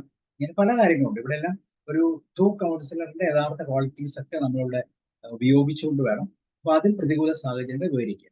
അവരുടെ മനസ്സിൽ, അവരുടെ പെർസ്പെക്റ്റീവ്, അവരുടെ ബിലീഫിലുള്ള കാര്യങ്ങളാണ് പറയുന്നത്. ഇതെല്ലാം നമുക്ക് കോൺട്രഡിക്ടറി ആകും. അപ്പോഴും കൃത്യമായിട്ട് അതിനെ കേൾക്കാൻ ശ്രമിക്കുക എന്നുള്ള ഒരു പോയിന്റാണ്. രണ്ടാമത്തെ ഏരിയ നമ്മൾ സിയിലേക്കാണ് പോകുന്നത്. ബിക്ക് പകരം സി ആണ് നമ്മൾ ഉപയോഗിക്കുന്നത്. സി എന്ന് പറയുന്ന ആ സംഭവത്തോട് നിങ്ങൾക്ക് എന്ത് തോന്നുന്നു, അല്ലെങ്കിൽ എങ്ങനെ നിങ്ങൾ പ്രതികരിക്കും, എന്തൊക്കെ രീതിയിൽ നിങ്ങൾ പ്രതികരിച്ചു. ഒരുപക്ഷെ ഒരു പ്രാവശ്യമല്ല, പല പ്രാവശ്യം ഇത് ഡെയിലി ലൈഫിലോ അല്ലെങ്കിൽ സാഹചര്യങ്ങളോ സംഭവിക്കുന്നതുകൊണ്ടാകാം ഇത്രമാത്രം ഒരു കണ്ടീഷന്റെ തലം വരുന്നത്. അതുകൊണ്ട് ഓരോ സമയത്തും എങ്ങനെ പ്രതികരിച്ചു, ചില സമയത്ത് എങ്ങനെ, അല്ലെങ്കിൽ ഒരു വ്യക്തിയുടെ സാന്നിധ്യത്തിൽ എങ്ങനെയാണ് പ്രതികരിക്കുന്നത്, അല്ലെങ്കിൽ ആരും ഇല്ലാത്തപ്പോൾ എങ്ങനെയാണ്, ഇങ്ങനെയുള്ള സാഹചര്യങ്ങൾ കൃത്യമായിട്ട് നമ്മളൊന്ന് അനലൈസ് ചെയ്യും. ഇതാണ് കോൺസിക്വൻസ്. അവരുടെ ഇതൊക്കെ നോക്കും. ഞാൻ ആദ്യം പറഞ്ഞ ഒരു കെമിക്കൽ ചേഞ്ച്, ഇമോഷണൽ പാർട്ട് നമ്മൾ നോക്കുന്നുണ്ട്. ദെൻ ഇത് പറയുമ്പോൾ ഈ സത്യത്തിൽ ഈ കാര്യം എക്സ്പ്ലെയിൻ ചെയ്യുന്ന സമയത്ത് ഉണ്ടാകുന്ന ഇമോഷണൽ ബാലൻസിങ് എല്ലാം കൃത്യമായിട്ട് വരും. ഒരു ഇമോഷൻ കെമിക്കൽ ചേഞ്ച് കിട്ടും. അതിന് എന്തായാലും അതിന്റെ ഒരു പെർസെൻറ്റേജ് തീർച്ചയായിട്ടും നമുക്ക് ഫീൽ ചെയ്യാൻ പറ്റും മുഖത്തുനിന്ന് അല്ലെങ്കിൽ ബോഡി ലാംഗ്വേജിൽ നിന്ന്. രണ്ടാമത്തെ ഏരിയ എന്ന് പറയുന്നത് അവരുടെ ഫീലിങ്സ്. ആ ഫീലിങ്സ് ഒരുപക്ഷെ സങ്കടം വരാം, ദേഷ്യം വരാം, ഇതൊക്കെ സംഭവിക്കും. അത്രയും ഡിഗ്രി കാണത്തില്ലെന്നേ ഉള്ളൂ. പിന്നെ വരുന്നത് ഫിസിക്കൽ സെൻസേഷൻസ് കാണാം. കൈയുടെയോ കാലിന്റെയോ ഒക്കെ ചലനങ്ങൾ, അല്ലെങ്കിൽ കണ്ണിന്റെ ചലനങ്ങൾ, മുഖത്തിന്റെ രീതികൾ, കൺപോളകളുടെ അല്ലെങ്കിൽ പുരികത്തിന്റെ ചലനങ്ങൾ, ഈ ചലനങ്ങളൊക്കെ തീർച്ചയായിട്ടും ഇതിനോടൊപ്പം നമ്മൾ ഒബ്സർവ് ചെയ്യുക. അപ്പൊ ഇതാണ് പ്രധാനമായി സി എന്ന് പറയുന്നത്. ഇനി ഇവിടെയാണ് ബി. ഇനിയാണ് നമ്മൾ ബിയിലേക്ക് പോകുന്നത്. എയും സിയും നമുക്ക് വളരെ ഈസിയാണ്. സാഹചര്യങ്ങൾ എന്താണെന്ന് കണ്ടു, കൃത്യമായിട്ട് വിവരിക്കാൻ പറഞ്ഞു, സമയമെടുത്തത് കൃത്യമായിട്ട് കേൾക്കുക. അതിനുശേഷം സിയിലേക്ക് പോവുക. അതുകൊണ്ട് ഉണ്ടായ ഇമോഷണൽ കോൺട്രിബ്യൂഷൻസ് എല്ലാം അല്ലെങ്കിൽ ഇവന്റുകളെല്ലാം കൃത്യമായിട്ട് എക്സ്പ്ലെയിൻ ചെയ്യുക. ഇത് നമ്മൾ കൃത്യമായിട്ട് അനലൈസ് ചെയ്യുക. ദെൻ വീണ്ടും നമ്മൾ എക്സാക്ട്ലി ബിയിലേക്ക് കടന്നു പോകുക. ഇവിടെയാണ് ബിലീഫിന്റെ പാർട്ട്. അപ്പം നമ്മൾ കേട്ട രണ്ട് ഇൻസിഡന്റുകളുടെ നമ്മളുടേതായ ഒരു തലം, നമ്മളുടേതായിട്ടുള്ള ഒരു അറിവ്, അല്ലെങ്കിൽ ഒരു തെറാപ്പിസ്റ്റിന്റെ യഥാർത്ഥത്തിലുള്ള ക്വാളിറ്റി ഉപയോഗിച്ചുകൊണ്ട് ഈ പ്രതികരണത്തിൽ നിന്ന് ആഴത്തിലുള്ള ചിന്ത, അല്ലെങ്കിൽ അതിന് വിശ്വാസം എന്ന് പറയാം, നിങ്ങൾക്ക് തിരിച്ചറിയാൻ പറ്റുന്നുണ്ടോ എന്ന് അവരോട് ആവശ്യം. അപ്പൊ ഇതിനെ നമ്മൾ CBTയുടെ ഫോർമുലയിൽ രീതി പറയുകയാണെങ്കിൽ സോക്രാറ്റിക് ക്വസ്റ്റ്യൻസ്. സോക്രട്ടീസിന്റെ കാലത്ത് ചോദിച്ചിരുന്ന വളരെ പെനട്രേറ്റിംഗ് ആയിട്ടുള്ള ചോദ്യങ്ങളാണ്. ഞാൻ ആദ്യം പറഞ്ഞു, ന്യൂസ് ചാനലിലൊക്കെ സംഭവിക്കുന്ന പോലെ വളരെ കണിശമായ ചോദ്യങ്ങൾ. പോലീസ് ഒരു ഇന്ററഗേഷൻ നടത്തുമ്പോൾ ശ്രദ്ധിച്ചു നോക്കിയാൽ അറിയാം, വളരെ കണിശമായ ചോദ്യങ്ങളാണ്. അവർ എഴുതി പ്ലാൻ ചെയ്താണ് ചോദിക്കുന്നത്. ഒരു ചോദ്യത്തിന് ഒരു ആൻസർ ഇപ്പൊ കിട്ടുന്ന അതേ ചോദ്യം വീണ്ടും ചോദിക്കുമ്പോൾ ആൻസർ തെറ്റിപ്പോകും. അങ്ങനെ വരുമ്പോൾ മിസ്അപ്രോപ്രിയേഷൻസ് വരും. അതിൽ നിന്ന് അവർ കുറെ കാര്യങ്ങൾ പോയി എന്ന് പറയുന്ന പോലെ വളരെ ശ്രദ്ധയോടെ ആഴത്തിലുള്ള വിശ്വാസത്തിലേക്ക് ചെല്ലാനുള്ള ചില തലങ്ങൾ നമുക്ക് ഇവിടുന്ന് കിട്ടും. അങ്ങനെ അത് തിരിച്ചറിയാം. അടുത്ത ഡി എന്ന് പറയുന്ന പാർട്ടാണ്. ഡി പാർട്ട് നമുക്ക് കൃത്യം ഇവരുടെ വിശ്വാസം കൃത്യമായിട്ട് മനസ്സിലാക്കും. ഏത് വിശ്വാസത്തിന്റെ അടിസ്ഥാനത്തിലാണ് ഇവരുടെ പ്രതികരണത്തിന് തക്ക, അല്ലെങ്കിൽ ഇൻപുട്ടിന് തക്ക വിധത്തിലുള്ള ഒരു ഇമോഷണൽ കോൺസിക്വൻസസ് ഉണ്ടായതെന്ന് നമ്മളെ സംബന്ധിച്ച് നമുക്ക് മനസ്സിലായി, തെറാപ്പിസ്റ്റ് മനസ്സിലായി, അല്ലെങ്കിൽ മൂന്നാമതൊരു വ്യക്തി മനസ്സിലായി. ആ വ്യക്തി കൃത്യമായിട്ട് സാഹചര്യങ്ങളെ വ്യാഖ്യാനിച്ചു. ഇങ്ങനെയല്ലല്ലോ, മറ്റൊരു സാഹചര്യമില്ലേ, മറ്റേതെങ്കിലും സാഹചര്യം ഉണ്ടാകാൻ സാധ്യതയില്ലേ, ഇല്ലെങ്കിൽ നിങ്ങൾക്ക് തന്നെ ഇങ്ങനെ ഒരു പ്രശ്നം ഉണ്ടായാൽ ഒരുപക്ഷെ നിങ്ങൾ എന്തായിരിക്കും ചെയ്യുന്നത് എന്നൊക്കെ പല രീതിയിലുള്ള ചോദ്യങ്ങളിലൂടെ കൃത്യമായിട്ട് അവരുടെ ഡീപ്പ് റൂട്ടഡ് വിശ്വാസത്തിൽ നിന്ന് നമുക്ക് ബ്രേക്കപ്പ് ചെയ്യും. അപ്പൊ ഇവിടെയാണ് നമ്മൾ ആദ്യം പറഞ്ഞ പോലെ കുറച്ച് സ്പിരിച്വൽ പവർ, സ്പിരിച്വൽ ഇൻപുട്ടുകൾ നമ്മൾ ആഡ് ചെയ്യും. കൈൻഡ്നെസിന്റെ, എമ്പതിയുടെയും ഗ്രാറ്റിറ്റ്യൂഡിന്റെയും നമുക്ക് ക്ഷമിക്കാൻ പറ്റത്തില്ല, അല്ലെ? നിങ്ങൾക്കത് മറന്നു പാടില്ല. നിങ്ങൾ എത്രമാത്രം അയാളെ സഹായിച്ചിട്ടുള്ളതാണ്. ആ ഒരു വ്യക്തിയെ നിങ്ങൾ ഇത്ര ഈസി ആയിട്ട് ഒരു ചെറിയ നിസ്സാര കാര്യത്തിന് വേണ്ടി ഇത്രമാത്രം മിസ്ലീഡ് ചെയ്യണോ? ഇല്ലെങ്കിൽ ആ വ്യക്തിയുടെ ഇപ്പോഴത്തെ അവസ്ഥ ഒന്ന് നോക്കി സ്വല്പം കൂടെ എമ്പത്തറ്റിക്കലായിട്ട് നമുക്ക് പെരുമാറിക്കൂടെ? ഇങ്ങനെയുള്ള ചോദ്യങ്ങളിലൂടെ അല്ലെങ്കിൽ ഇങ്ങനെയുള്ള ആ ഇന്റർവെൻഷൻസിലൂടെ തീർച്ചയായിട്ടും ആ വ്യക്തിക്ക് ഒരു ബിലീഫിൽ ഒരു ചേഞ്ച് വരും. ശരിയാണ്, ഞാൻ സ്വല്പം കൂടെ റിസർച്ച് ചെയ്യേണ്ടതായിരുന്നു എന്ന തരത്തിലുള്ള ഒരു മാറ്റം. ദെൻ തീർച്ചയായിട്ടും അടുത്ത ഭാഗത്ത് എന്ന് പറഞ്ഞാൽ ഇതിനേക്കാളും ബെറ്റർ ആയിട്ടുള്ള മറ്റൊരു രീതിയിൽ മറ്റൊരു പരിഹാരമോ അല്ലെങ്കിൽ വിശദീകരണത്തിലൂടെയോ ആ പ്രശ്നത്തിൽ നിന്ന് നമുക്ക് മാറ്റാം. അപ്പൊ അദ്ദേഹത്തോട് കൺസോൾ ചെയ്തു, ഞാൻ ഇങ്ങനെ പറഞ്ഞു പറ്റിപ്പോയതാണ്, ഇങ്ങനെ സംഭവിച്ചു പോയതാണ്, എന്നോട് ക്ഷമിക്കണമെന്നോ അല്ലെങ്കിൽ ഇനി ഇങ്ങനെ സംഭവിക്കത്തില്ലെന്നോ ഒക്കെ പറഞ്ഞ് പെട്ടെന്ന് ആ പ്രശ്നത്തിൽ നിന്ന് ഒരു മാറ്റം ഉണ്ടാകാൻ സാധിക്കും. അപ്പൊ ഇങ്ങനെ ABCDE എന്ന് പറയുന്ന ഒരു തെറാപ്പിസ്റ്റിന്റെ പ്രോസസ്സിലൂടെ കൃത്യമാണ് ആദ്യം നമ്മൾ ആ സാഹചര്യങ്ങളെ വിലയിരുത്തുക, ഇതിന് കൃത്യമായിട്ട് ആ കോൺസിക്വൻസസിനെ കേൾക്കുക, എന്നിട്ടാണ് നമ്മളുടെ എക്സ്പെർട്ടൈസും കൂടെ ഉപയോഗിച്ചുകൊണ്ട് അവരുടെ ആഴത്തിലുള്ള വിശ്വാസത്തെ അല്ലെങ്കിൽ ചിന്തയെ കൃത്യമായിട്ട് നമ്മളൊന്ന് ബ്രേക്കപ്പ് ചെയ്യാം. ശരിക്കും പറഞ്ഞാൽ ക്വസ്റ്റ്യൻസ് ചോദിച്ച് ബ്രേക്ക് ചെയ്ത് നമ്മൾ അതിന് ഗ്യാപ്പ് ഇട്ട് കൊടുത്ത് അവരുടെ ആ വിശ്വാസത്തെ പല സെക്ഷനായിട്ട് മാറ്റുക. അപ്പൊ ഇവിടെ നമുക്ക് ഉപയോഗിക്കാൻ പറ്റുന്ന ആ സ്പിരിച്വൽ എലമെന്റ്സ് കൂടെ നമുക്ക് ഉപയോഗിക്കാം.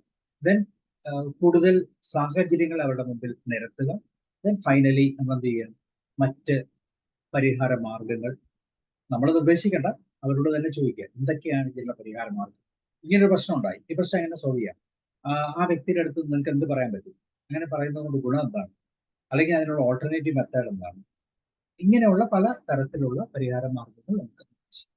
ഇനി ആൽബർട്ട് എല്ലീസ് എന്ന് പറയുന്ന REBTയുടെ ഫൗണ്ടർ വളരെ കൃത്യമായി 13 തരത്തിലുള്ള ഈ ഇറാഷണൽ ബിലീഫിനെ കുറിച്ച് അദ്ദേഹത്തിന്റെ തെറാപ്പിയിൽ പറയുന്നു. അതിന്റെ ഒരു ചെറിയ പാർട്ട് ഞാനിവിടെ എക്സ്പ്ലെയിൻ ചെയ്യാണ്. അപ്പൊ നമ്മളുടെ മുമ്പിൽ വരുന്ന കുറേ പ്രശ്നങ്ങളാണ് ഇതെല്ലാം. അതില് 13 തരത്തിലുള്ള REBTയുടെ ഇറാഷണൽ ബിലീഫ്സ്, ഇതെല്ലാം സബ് കോൺഷ്യസ് ലെവലിലാണ്. എന്ന് പറഞ്ഞ കോൺഷ്യസ് ലെവല് തകർന്നു പോകുന്ന അല്ലെങ്കിൽ നമ്മുടെ കോൺഷ്യസ് മൈൻഡ് പെട്ടെന്ന് ഡൗൺ ആകുന്ന സമയത്ത് നമ്മൾ പോലും അറിയാതെ സബ് കോൺഷ്യസ് മൈൻഡിന്റെ ബിലീഫിന്റെ പ്രോഗ്രാംസ് ആണ് ഇവിടെ റൺ ചെയ്യുന്നത്.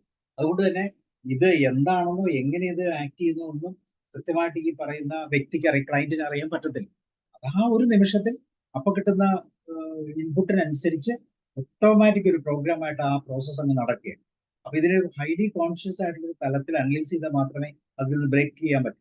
അതിനുവേണ്ടി നമ്മൾ ശ്രദ്ധിക്കാൻ പറ്റുന്ന കുറെ സബ് കോൺഷ്യസ് ബേസിലുള്ള ഇറാഷണൽ ബിലീഫ്സ്. ഈ ബിലീഫ് ഇങ്ങനെയാണ് പറയുന്നത്: ഞാൻ നന്നായി പ്രവർത്തിക്കുകയും എനിക്ക് പ്രാധാന്യമുള്ള എല്ലാവരുടെയും അംഗീകാരം നേടുകയും വേണം, ഇല്ലെങ്കിൽ ഞാൻ ഒരു വിലയില്ലാത്ത വ്യക്തി. ഞാൻ നല്ലോണം പ്രവർത്തിക്കണം, ഞാൻ പെർഫെക്റ്റ് ആയിട്ട് ജീവിക്കേണ്ട ആളാണ്. അതല്ല, എല്ലാവരും അത് കണ്ടിട്ട് എന്നിൽ അംഗീകരിക്കണം, എനിക്ക് അഭിനന്ദനങ്ങൾ നൽകണം, ഇല്ലെങ്കിൽ ഞാൻ തീർന്നു എന്ന് പറഞ്ഞാൽ എല്ലാ ജീവിതത്തിലും എല്ലാ സമയത്തും നമുക്ക് അങ്ങനെ പ്രവർത്തിക്കാൻ പറ്റുമോ? ഇല്ല. അപ്പൊ പ്രവർത്തിക്കാത്ത സമയത്തൊക്കെ നമ്മൾ എന്താവും? വിലയില്ലാത്ത വ്യക്തിയാണെന്നും എനിക്ക് വിലയില്ലെന്നും എന്റെ സബ് കോൺഷ്യസ് മൈൻഡിൽ വീണ്ടും ഞാൻ ഇൻപുട്ട് കൊടുത്തുകൊണ്ടിരിക്കുകയാണ്.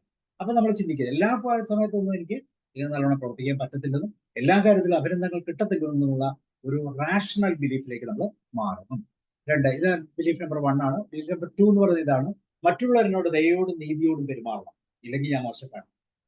മറ്റുള്ളവരിനോട് എപ്പോഴും പൊളൈറ്റ് ആയിട്ടും അല്ലെങ്കിൽ ദയയോടും കൈൻഡായിട്ടും നീതിയും, ഇതൊന്നും പ്രായോഗികമല്ല. എക്സ്റ്റേണൽ ലൈഫിൽ ഇതൊന്നും പ്രായോഗികമല്ല. എപ്പോഴും ദയ കിട്ടണമെന്നില്ല, എപ്പോഴും നീതി കിട്ടണമെന്നില്ല. അപ്പൊ അതിന് നമുക്ക് നമ്മുടേതായിട്ടുള്ള എന്തുണ്ടാക്കണം? റാഷണൽ ബിലീഫുകളിലേക്ക് നമ്മൾ പോകണം. കൂടുതൽ ഫങ്ഷണൽ ബിലീഫുകളിലേക്ക് നമ്മൾ കടക്കണം. അതിന് നമുക്ക് പ്രാപ്തനാകും. അതുപോലെ തന്നെ നമ്പർ 3 എന്ന് പറയുന്നത്: എനിക്ക് എളുപ്പം ആസ്വാദ്യകരമായ ജീവിതം ഉണ്ടായിരിക്കണം, ഇല്ലെങ്കിൽ എൻ്റെ ജീവിതം എനിക്ക് ആസ്വദിക്കാൻ പറ്റില്ല. അപ്പൊ എനിക്ക് ബുദ്ധിമുട്ടുകളും പ്രയാസങ്ങളും സങ്കടങ്ങളും ഒന്നും ഉണ്ടാകാൻ പാടില്ല, എനിക്കൊരു പ്രതിസന്ധി ഉണ്ടാകാൻ പാടില്ല. അങ്ങനെ വന്നാൽ എന്റെ ലൈഫ് പോയി എന്ന് ചിന്തിക്കുന്ന ഒരു ഇറാഷണൽ ബിലീഫ് ആണെങ്കിൽ തീർച്ചയായിട്ടും ഒത്തിരി പ്രശ്നങ്ങൾ നമ്മളിലേക്ക് കടന്നു വരും. വീണ്ടും അടുത്ത ബിലീഫ് എന്ന് പറയുന്നത് നമ്പർ 4 എന്ന് പറയുന്നത്: എനിക്ക് പ്രാധാന്യമുള്ള എല്ലാ ആളുകളും എന്നെ സ്നേഹിക്കുകയും എന്നെ അംഗീകരിക്കുകയും വേണം, അല്ലെങ്കിൽ എന്റെ അവസ്ഥ ഭയങ്കര ദയനീയമായ ഒരു അവസ്ഥയിലായിരിക്കും. അപ്പൊ എനിക്ക് ഞാൻ പ്രാധാന്യമുണ്ട് എന്ന് വിചാരിക്കുന്ന വ്യക്തികളല്ല എന്നെ കൃത്യമായിട്ട് ഹാൻഡിൽ ചെയ്യുക, പോസിറ്റീവായിട്ട് ഹാൻഡിൽ ചെയ്യുക. അത് എപ്പോഴും പ്രായോഗികമാകണമെന്നില്ല. ഞാൻ എപ്പോഴും ഉയർന്ന നേട്ടക്കാരനായി, എപ്പോഴും ഞാൻ എന്ത് ചെയ്യണം? ഒരു അച്ചീവറായി. ഇത് പോസിബിൾ ആണ്. അങ്ങനെ വരുന്നില്ലെങ്കിൽ എന്നെ കൊണ്ട് കൊള്ളത്തില്ല എന്ന് ചിന്തിക്കുന്നത്. എല്ലാ ജീവിതത്തിന്റെ സാഹചര്യത്തിലും അങ്ങനെ അച്ചീവർ ആകാൻ പറ്റത്തില്ല. മറ്റുള്ളവർക്ക് അവസരം കൊടുക്കട്ടെ. അപ്പൊ അങ്ങനെയുള്ള സാഹചര്യങ്ങളിൽ നമ്മൾ വർത്ത്ലെസ് ആണെന്നൊരു തോന്നൽ നമുക്കുണ്ടാകുമ്പോൾ അതെല്ലാം സബ് കോൺഷ്യസ് മൈൻഡിലെ ഇറാഷണൽ ബിലീഫായിട്ട് വീണ്ടും വീണ്ടും റൈറ്റ് ചെയ്യപ്പെടും. അങ്ങനെ റൈറ്റ് ചെയ്യുമ്പോൾ നമുക്ക് മുന്നോട്ട് പോകാനുള്ള സാധ്യതകൾ ഇല്ലാതെ വരും. അതുപോലെ തന്നെ ആരും ഒരിക്കലും മോശമായി എന്നോട് പെരുമാറരുത്. അവർ അങ്ങനെ ചെയ്താൽ ഞാൻ അവരെ കുറ്റപ്പെടും. എന്നോട് മോശമായി പറഞ്ഞാൽ ഞാൻ ഭയങ്കരമായിട്ട് പ്രതികരിക്കും. അങ്ങനെ പ്രതികരിച്ച് വലിയ പ്രശ്നങ്ങളിലേക്ക് ചെന്ന് വിട്ടുപോകും. എവിടെ പ്രതികരിക്കണമെന്നും എവിടെ പ്രതികരിക്കേണ്ടെന്നും കൃത്യമായിട്ട് തിരിച്ചറിയാൻ പറ്റുന്ന രീതിയിൽ മറ്റുള്ളവർ മോശമായി പെരുമാറിയാൽ അതനുസരിച്ച് വഴുതി മാറാനോ അല്ലെങ്കിൽ ആ മോശമായ സാഹചര്യത്തിൽ എൻ്റെ ഭാഗത്ത് എന്തെങ്കിലും നെഗറ്റിവിറ്റി ഉണ്ടോ എന്ന് തിരിച്ചറിഞ്ഞുകൊണ്ട് അതിനെ മാനേജ് ചെയ്യാനൊക്കെ നമുക്ക് കഴിവുണ്ടാകും. അതിനാണ് നമ്മൾ റാഷണൽ ബിലീഫ്. ഇത് നമ്മൾ അടുത്തതിലേക്ക് പോകുമ്പോൾ ഏഴാമത്തേതെന്ന് പറയുന്നത്, ഞാൻ ആഗ്രഹിക്കുന്നത് നേടുന്നതിൽ ഞാൻ നിരാശനാകരുത്. എൻ്റെ ആഗ്രഹങ്ങൾ എപ്പോഴും ഫുൾഫിൽ ആകണം. ഇല്ലെങ്കിൽ എൻ്റെ കാര്യം പോക്കാം, എന്നെ പിന്നെ നോക്കണ്ട. അതൊരു ഭയങ്കര ഓഫുൾ സിറ്റുവേഷനാണ്. അപ്പൊ എല്ലാ ആഗ്രഹങ്ങളും നേടിയില്ലെങ്കിൽ ഞാൻ മോശക്കാരനാണ് എന്ന് ചിന്തിക്കുന്നത് തീർച്ചയായിട്ടും ഒരു നെഗറ്റീവ് ബിലീഫാണ്. വീണ്ടും നമ്മൾ പറയുന്നു അടുത്തത്, എല്ലാവരും കാര്യങ്ങൾ ദുഷ്കരവും സമ്മർദ്ദത്തിൽ കീഴിൽ ചെയ്യുമ്പോൾ ഞാൻ ദയനീയനായി. എനിക്ക് മുന്നോട്ട് പോകാൻ പറ്റുന്നില്ല എന്ന് തോന്നിയാൽ പിന്നെ എന്നെ ഒന്നിനും കൊള്ളത്തില്ല, പിന്നെ എനിക്കൊന്നും കഴിയത്തില്ല. അപ്പൊ ഞാൻ മുന്നോട്ട് പോകുന്നില്ല, ഞാൻ അകത്തേക്ക് ഉൾവലിഞ്ഞു പോകും. അപ്പൊ ഇതൊരു ഇറാഷണൽ ബിലീഫാണ്. കാര്യങ്ങൾ ദുഷ്കരമാണെങ്കിൽ അതിനെ ഫേസ് ചെയ്യാം, അല്ലെ? സമ്മർദ്ദത്തിന് കീഴിലാണെങ്കിൽ അതിനുള്ള റിസോഴ്സ് കണ്ടെത്താം. അങ്ങനെ മുന്നോട്ട് പോകാൻ കഴിയുന്ന ഒരു വ്യക്തിയായിട്ട് നമ്മൾ മാറണം. അതുപോലെ തന്നെ അടുത്തത്, എനിക്ക് ഭയപ്പെടുത്തുന്നോ അപകടകരമായ എന്തെങ്കിലും സംഭവിക്കാനുള്ള സാധ്യതയെ ഞാൻ അഭിമുഖീകരിക്കുമ്പോൾ ഞാൻ അതിനെക്കുറിച്ച് കൂടുതൽ ചിന്തിക്കണം. അത് ഒഴിവാക്കാൻ തീവ്രമായി ശ്രമങ്ങൾ നടത്തുകയും, എത്ര തീവ്രമായ ശ്രമങ്ങൾ നടത്തിയാലും ചില സാഹചര്യങ്ങളിൽ നമുക്ക് അപകടകരമായ സാധ്യത ഉണ്ടാകും. അപ്പൊ ഇത് നമ്മൾ മുന്നിൽ കണ്ടുകൊണ്ട്, അങ്ങനെ വന്നാലും ഞാൻ നേരിടുമെന്ന് കണ്ടുകൊണ്ട് വളരെ പോസിറ്റീവായിട്ടുള്ള തരത്തിലുള്ള നമ്മൾ മുന്നോട്ട് പോകാൻ ശ്രമിക്കും. 10, എനിക്ക് എൻ്റെ ഉത്തരവാദിത്തങ്ങൾ ഒഴിവാക്കാനും ജീവിതത്തിലെ ബുദ്ധിമുട്ടുകൾ കൈകാര്യം ചെയ്യാൻ കഴിയും. മനസ്സിലാവും. ഒരു പണിയും ചെയ്യാതെ എനിക്ക് സന്തോഷമായി പോകാൻ പറ്റുമെന്നുള്ള ഒരു ഇറാഷണൽ ബിലീഫ്. ഞാൻ പ്രോപ്പറായിട്ട് ചെയ്യുന്നില്ല, എല്ലാം കൃത്യമായിട്ട് ചെയ്യാൻ ഉദ്ദേശിക്കുന്നില്ല. നമ്മൾ ഒന്നാമത് പറഞ്ഞത് ഞാൻ എല്ലാം കൃത്യനിഷ്ഠയോടെ ചെയ്യും. ഇവിടെ പറയുന്നു ഞാൻ അങ്ങനെയൊന്നും ചെയ്യാൻ ഉദ്ദേശിക്കുന്നില്ല, എന്നാലും ഞാൻ സന്തോഷവാനായി പോകും. ഇവിടെയും ചില പ്രശ്നങ്ങൾ നമ്മളിൽ ഉണ്ടാക്കാം. അതുപോലെ നമ്പർ 11, എൻ്റെ ഭൂതകാലം എൻ്റെ ജീവിതത്തിൽ ഏറ്റവും പ്രധാന ലൈഫിൽ ഏറ്റവും കൂടുതൽ പ്രധാനത്തോടു കൂടി ഉപയോഗിക്കുന്ന ഒരു നെഗറ്റീവ് ബിലീഫാണ്. എൻ്റെ ഭൂതകാലം. ഇത് നമ്മൾ ശ്രദ്ധിച്ചു നോക്കി, ആരുമായിട്ട് എന്തെങ്കിലും പ്രോബ്ലം പറഞ്ഞാൽ അവർ ആദ്യം പറയുന്നത് പഴയ കാര്യങ്ങളാണ്. ഈ പഴയ കാര്യങ്ങൾ എടുത്തങ്ങ് നിരത്തും. മേശപ്പുറത്ത് മുഴുവൻ ഈ പഴയ കാര്യങ്ങളുടെ വലിയ ലിസ്റ്റ് ആകും. എന്നിട്ട് അതിനെ പോയിന്റ് ഔട്ട് ചെയ്തുകൊണ്ട് ഈ പ്രശ്നം കണ്ടു, ഇതുമായിട്ട് ബന്ധമുണ്ട്, ആ പ്രശ്നം കണ്ടു, ഇതുമായിട്ട് ബന്ധമുണ്ട്, ഇങ്ങനെയുള്ള പഴയ കാര്യങ്ങളുടെ ഒരു കുത്തൊഴുക്ക് അവിടെ വരുമ്പോൾ എന്ത് സംഭവിക്കും? അത് ഞാൻ പറയുന്നില്ലെങ്കിൽ ഞാനല്ല. എന്നോട് ചെയ്ത ചതികൾ, എന്നോട് ചെയ്ത ഉപദ്രവങ്ങൾ, ഇതെല്ലാം പറഞ്ഞില്ലെങ്കിൽ പിന്നെ ഞാൻ എന്താവും? ഇത് മറക്കാൻ. അവിടെയാണ് നമ്മുടെ സ്പിരിച്വൽ പാർട്ട് വരുന്നത്. ഇതിനൊക്കെ മറക്കാൻ, പൊറുക്കാനോ ഇല്ലെങ്കിൽ ആ സാഹചര്യത്തെ കൃത്യമായിട്ട് അവർക്ക് പറഞ്ഞ് മനസ്സിലാക്കാനുള്ള സാഹചര്യത്തിന് പകരം അവിടെ ഇമോഷണൽ കണ്ടന്റ് നമ്മൾ ഉപയോഗിക്കും. അപ്പൊ ഇവിടെയും ഒരു ഭൂതകാലം നെഗറ്റീവ് ഇഫക്റ്റ്, അല്ലെങ്കിൽ നമ്മളിതിന് പറയും സ്റ്റാമ്പ് കളക്ഷൻ എന്ന് പറയും, പല രീതിയിൽ ഇതിനെ പേര് പറയാം. ഇങ്ങനെയുള്ള ഒത്തിരി നെഗറ്റീവ് ആയിട്ടുള്ള കണ്ടന്റ്. പിന്നെ അടുത്തത് 12 എന്ന് പറഞ്ഞാൽ എല്ലാവരും എല്ലാ കാര്യങ്ങളും കൂടുതൽ മികച്ച, എല്ലാവരും എല്ലാ കാര്യങ്ങളും എന്നുവെച്ചാൽ എൻ്റെ സറൗണ്ടിങ്ങിലുള്ള എല്ലാ വ്യക്തികളും എന്നെക്കാളും മികച്ചവരായിരിക്കും. എനിക്ക് അവരെ ഫോളോ ചെയ്യാൻ പറ്റും, അല്ലെങ്കിൽ അവരെന്നെ താങ്ങുന്നവരും കൂടെ ചേർത്ത് നടത്തുന്നവരായിരിക്കും. എല്ലാ കാര്യങ്ങളും നല്ലതായിരിക്കും. അങ്ങനെ അല്ലെങ്കിൽ എന്നെ സംബന്ധിച്ചോളം എന്നുവെച്ചാൽ എൻ്റെ എൻവോൾവ്മെന്റ് ഒക്കെ എനിക്ക് അനുകൂലമായിരിക്കണം. അതിപ്പോൾ പ്രായോഗികമല്ല. കമ്മിങ് 13, എനിക്ക് കഴിയുന്നത്ര കുറച്ച് കാര്യങ്ങൾ ചെയ്യുന്നതിലൂടെ എന്നെ തന്നെ ആസ്വദിക്കുന്നതിലൂടെയും സന്തോഷവാനായിരിക്കും. അപ്പൊ ഞാൻ ആദ്യം പറഞ്ഞ പോലെ കുറച്ച് കാര്യങ്ങളാണ് ഞാൻ ചെയ്യുന്നത്, ഒന്നും തന്നെ ചെയ്യാൻ ഉദ്ദേശിക്കുന്നു. ചെറിയ കാര്യങ്ങളിലൂടെ ഞാൻ സന്തോഷം ഞാനകത്ത് ആക്റ്റീവായിട്ട് മുന്നോട്ട് പോകാൻ ശ്രമിക്കുന്നില്ല എന്നുള്ളതാണ്. ഇനി ഇതെല്ലാം 13 തരത്തിലുള്ള ഇറാഷണൽ ബിലീഫുകൾ. ഇതിനേക്കാൾ കൂടുതൽ ബിലീഫുകളുണ്ട്. അതിൽ ഏറ്റവും പ്രാധാന്യമുള്ള ഇങ്ങനെയുള്ള ബിലീഫുകൾ നമ്മുടെ ലൈഫിലേക്ക് കടന്നു വന്നാൽ തീർച്ചയായിട്ടും നമുക്കൊരു ഫുൾ സ്റ്റോപ്പ്, അല്ലെങ്കിൽ നമുക്ക് മുന്നോട്ട് പോകാൻ ഒരു പ്രതിസന്ധി നേരിടാറുണ്ട്. ഇവിടെ CBT-യിലേക്ക് വരുമ്പോൾ ഇതെല്ലാം REBT-യുടെ തലത്തിലാണ് പറയുന്നത്. CBT-യിലേക്ക് വരുമ്പോൾ ഈ ഡിസ്ഫങ്ഷണൽ കോർ, അതിന് നമ്മൾ കോർ ബിലീഫ്, അവിടെ ഇറാഷണൽ എന്ന് പറയും, ഇവിടെ കോർ ബിലീഫ്. ഈ കോർ ബിലീഫിന് ഒരു പ്രത്യേകതയുണ്ട്. അത് സ്വല്പം കൂടെ സിമ്പിൾ ആയിട്ട് എക്സ്പ്ലെയിൻ ചെയ്യും. ഐ ആം അൺലവബിൾ, എന്നെ ആരും സ്നേഹിക്കാനില്ല. ഐ എം ഇൻഅഡ്യൂക്കേറ്റ്, ഞാൻ മുന്നോട്ട് പോകുന്ന, എനിക്ക് മുന്നോട്ട് പോകാനുള്ള സാധ്യതകൾ, ആ സാഹചര്യത്തിലൊക്കെ ഞാൻ പറ്റുന്നില്ല. The word is positive. എനിക്ക് ചുറ്റുപാടുകൾ, ലോകം മുഴുവൻ ഭയങ്കര നെഗറ്റിവിറ്റി ഉള്ളതാണ്, ഇല്ലെങ്കിൽ ഞാനിപ്പോൾ താമസിക്കുന്ന സ്ഥലം ഭയങ്കര ഡേഞ്ചറസ് ആയിട്ടുള്ള ഏരിയ. ഇങ്ങനെയുള്ള കോറായിട്ടുള്ള കുറെ ഡിസ്ഫങ്ഷണൽ ബിലീഫ്. അപ്പൊ CBT-യും REBT-യും തമ്മിലുള്ള ചെറിയ വ്യത്യാസം ഇവിടെയാണ്. ഇവിടെ കോർ ബിലീഫ് വളരെ സിമ്പിൾ ആയിട്ട് എക്സ്പ്രസ് ചെയ്യുന്നു. ഈ സിമ്പിളായിട്ട് എക്സ്പ്രസ് ചെയ്യുക എന്ന് പറയുന്നത് നമ്മൾ ചെയ്യുന്ന പ്രോസസ്സ് ഇതാണ്.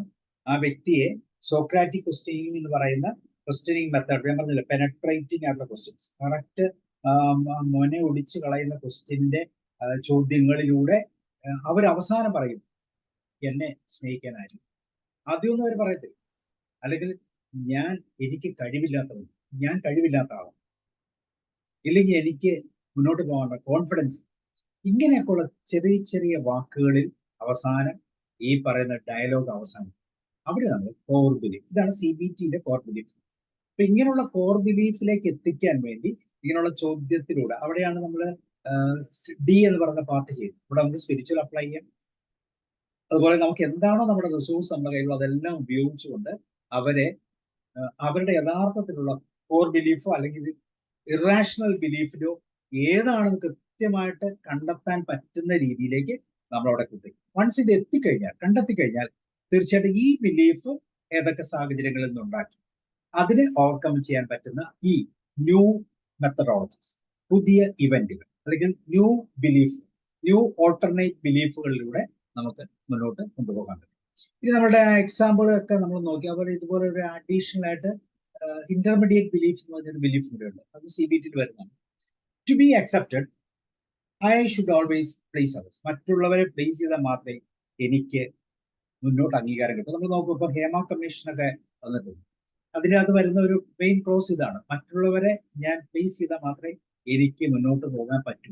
അപ്പൊ ഇതൊരു ഡിസ്ഫങ്ഷണൽ ഇന്റർമീഡിയറ്റ് ബിലീഫാണ്. അത് കോർ ബിലീഫിന്റെ ഒരു താഴ്ന്ന ലെവലാണ്.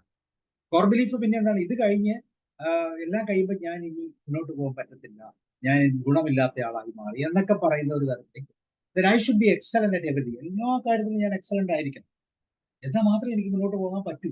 എന്ന് വെച്ചാൽ ഒരു സാഹചര്യത്തിലും വിട്ടുവീഴ്ചയില്ല, എല്ലാവരുടെയും മുമ്പിൽ ഞാൻ നിൽക്കണം. ചിലവർ വണ്ടി ഓടിക്കുന്ന പോലെയാണ്, കാറങ്ങ് എടുത്തു കഴിഞ്ഞാൽ അയാളുടെ മുമ്പിൽ ആരും ഉണ്ടാകാൻ പാടില്ല എന്ന് വിചാരിക്കുന്ന ചില വ്യക്തിത്വങ്ങളുണ്ട്. ഇവിടെ എല്ലാത്തിലും ഞാൻ എക്സലന്റ് ആകണം, എല്ലാ മാർക്കിലും ഞാൻ ഫസ്റ്റ് ആകും എന്ന് വിചാരിക്കും. മാർക്കില്ലാതെ കുറഞ്ഞു പോയാൽ നമ്മൾ മുഴുവൻ പോയി. അപ്പൊ ഇങ്ങനെയുള്ള സാഹചര്യം ഇതെല്ലാം ഇന്റർമീഡിയറ്റ് ആണ്, ഹാംഫുൾ അല്ല. പക്ഷെ ഇത് തീർച്ചയായിട്ടും നമ്മൾ ആദ്യം കണ്ട കോർ ബിലീഫിലേക്ക് ചെന്നത്. It is best to have a little as possible.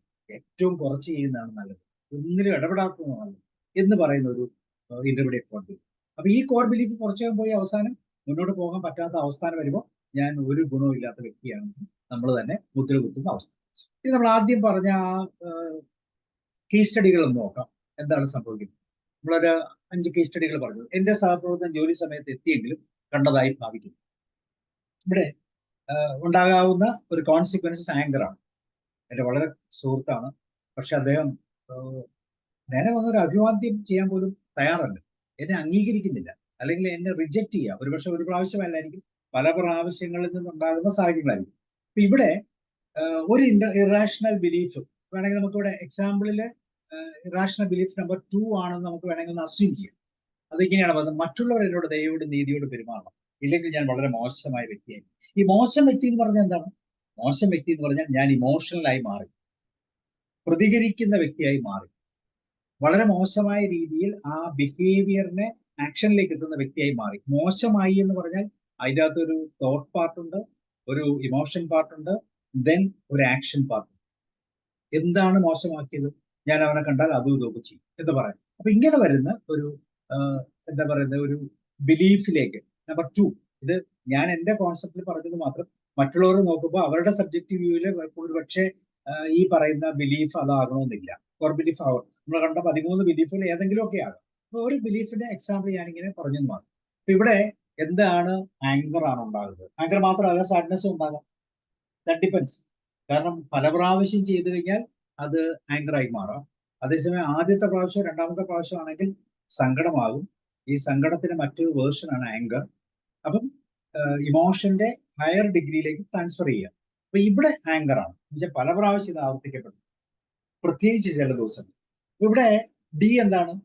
ഇവിടെ ഒരു ഡിസ്ഫങ്ഷണൽ തോട്ടിനെ കുറിച്ച് നമുക്ക് ചിന്തിക്കാം, ഡിസ്പ്യൂട്ടിനെ കുറിച്ച് ചിന്തിക്കാം. എന്താണ് ഡിസ്പ്യൂട്ട് ചെയ്യേണ്ടത്? ശരിക്ക് ആ വ്യക്തി നിങ്ങളെ കണ്ടപ്പോൾ മാത്രമാണോ, അല്ലെങ്കിൽ ആ ദിവസം ആ സാഹചര്യത്തിൽ എല്ലാവരോടും ഇങ്ങനെയാണ് പെരുമാറിയത്? ഇതൊരു ക്വസ്റ്റ്യൻ ആണ്. ഈ ക്വസ്റ്റ്യനിലെ പക്ഷെ ഒരുപക്ഷെ അദ്ദേഹം ചിന്തിക്കാനുള്ള അവസരം.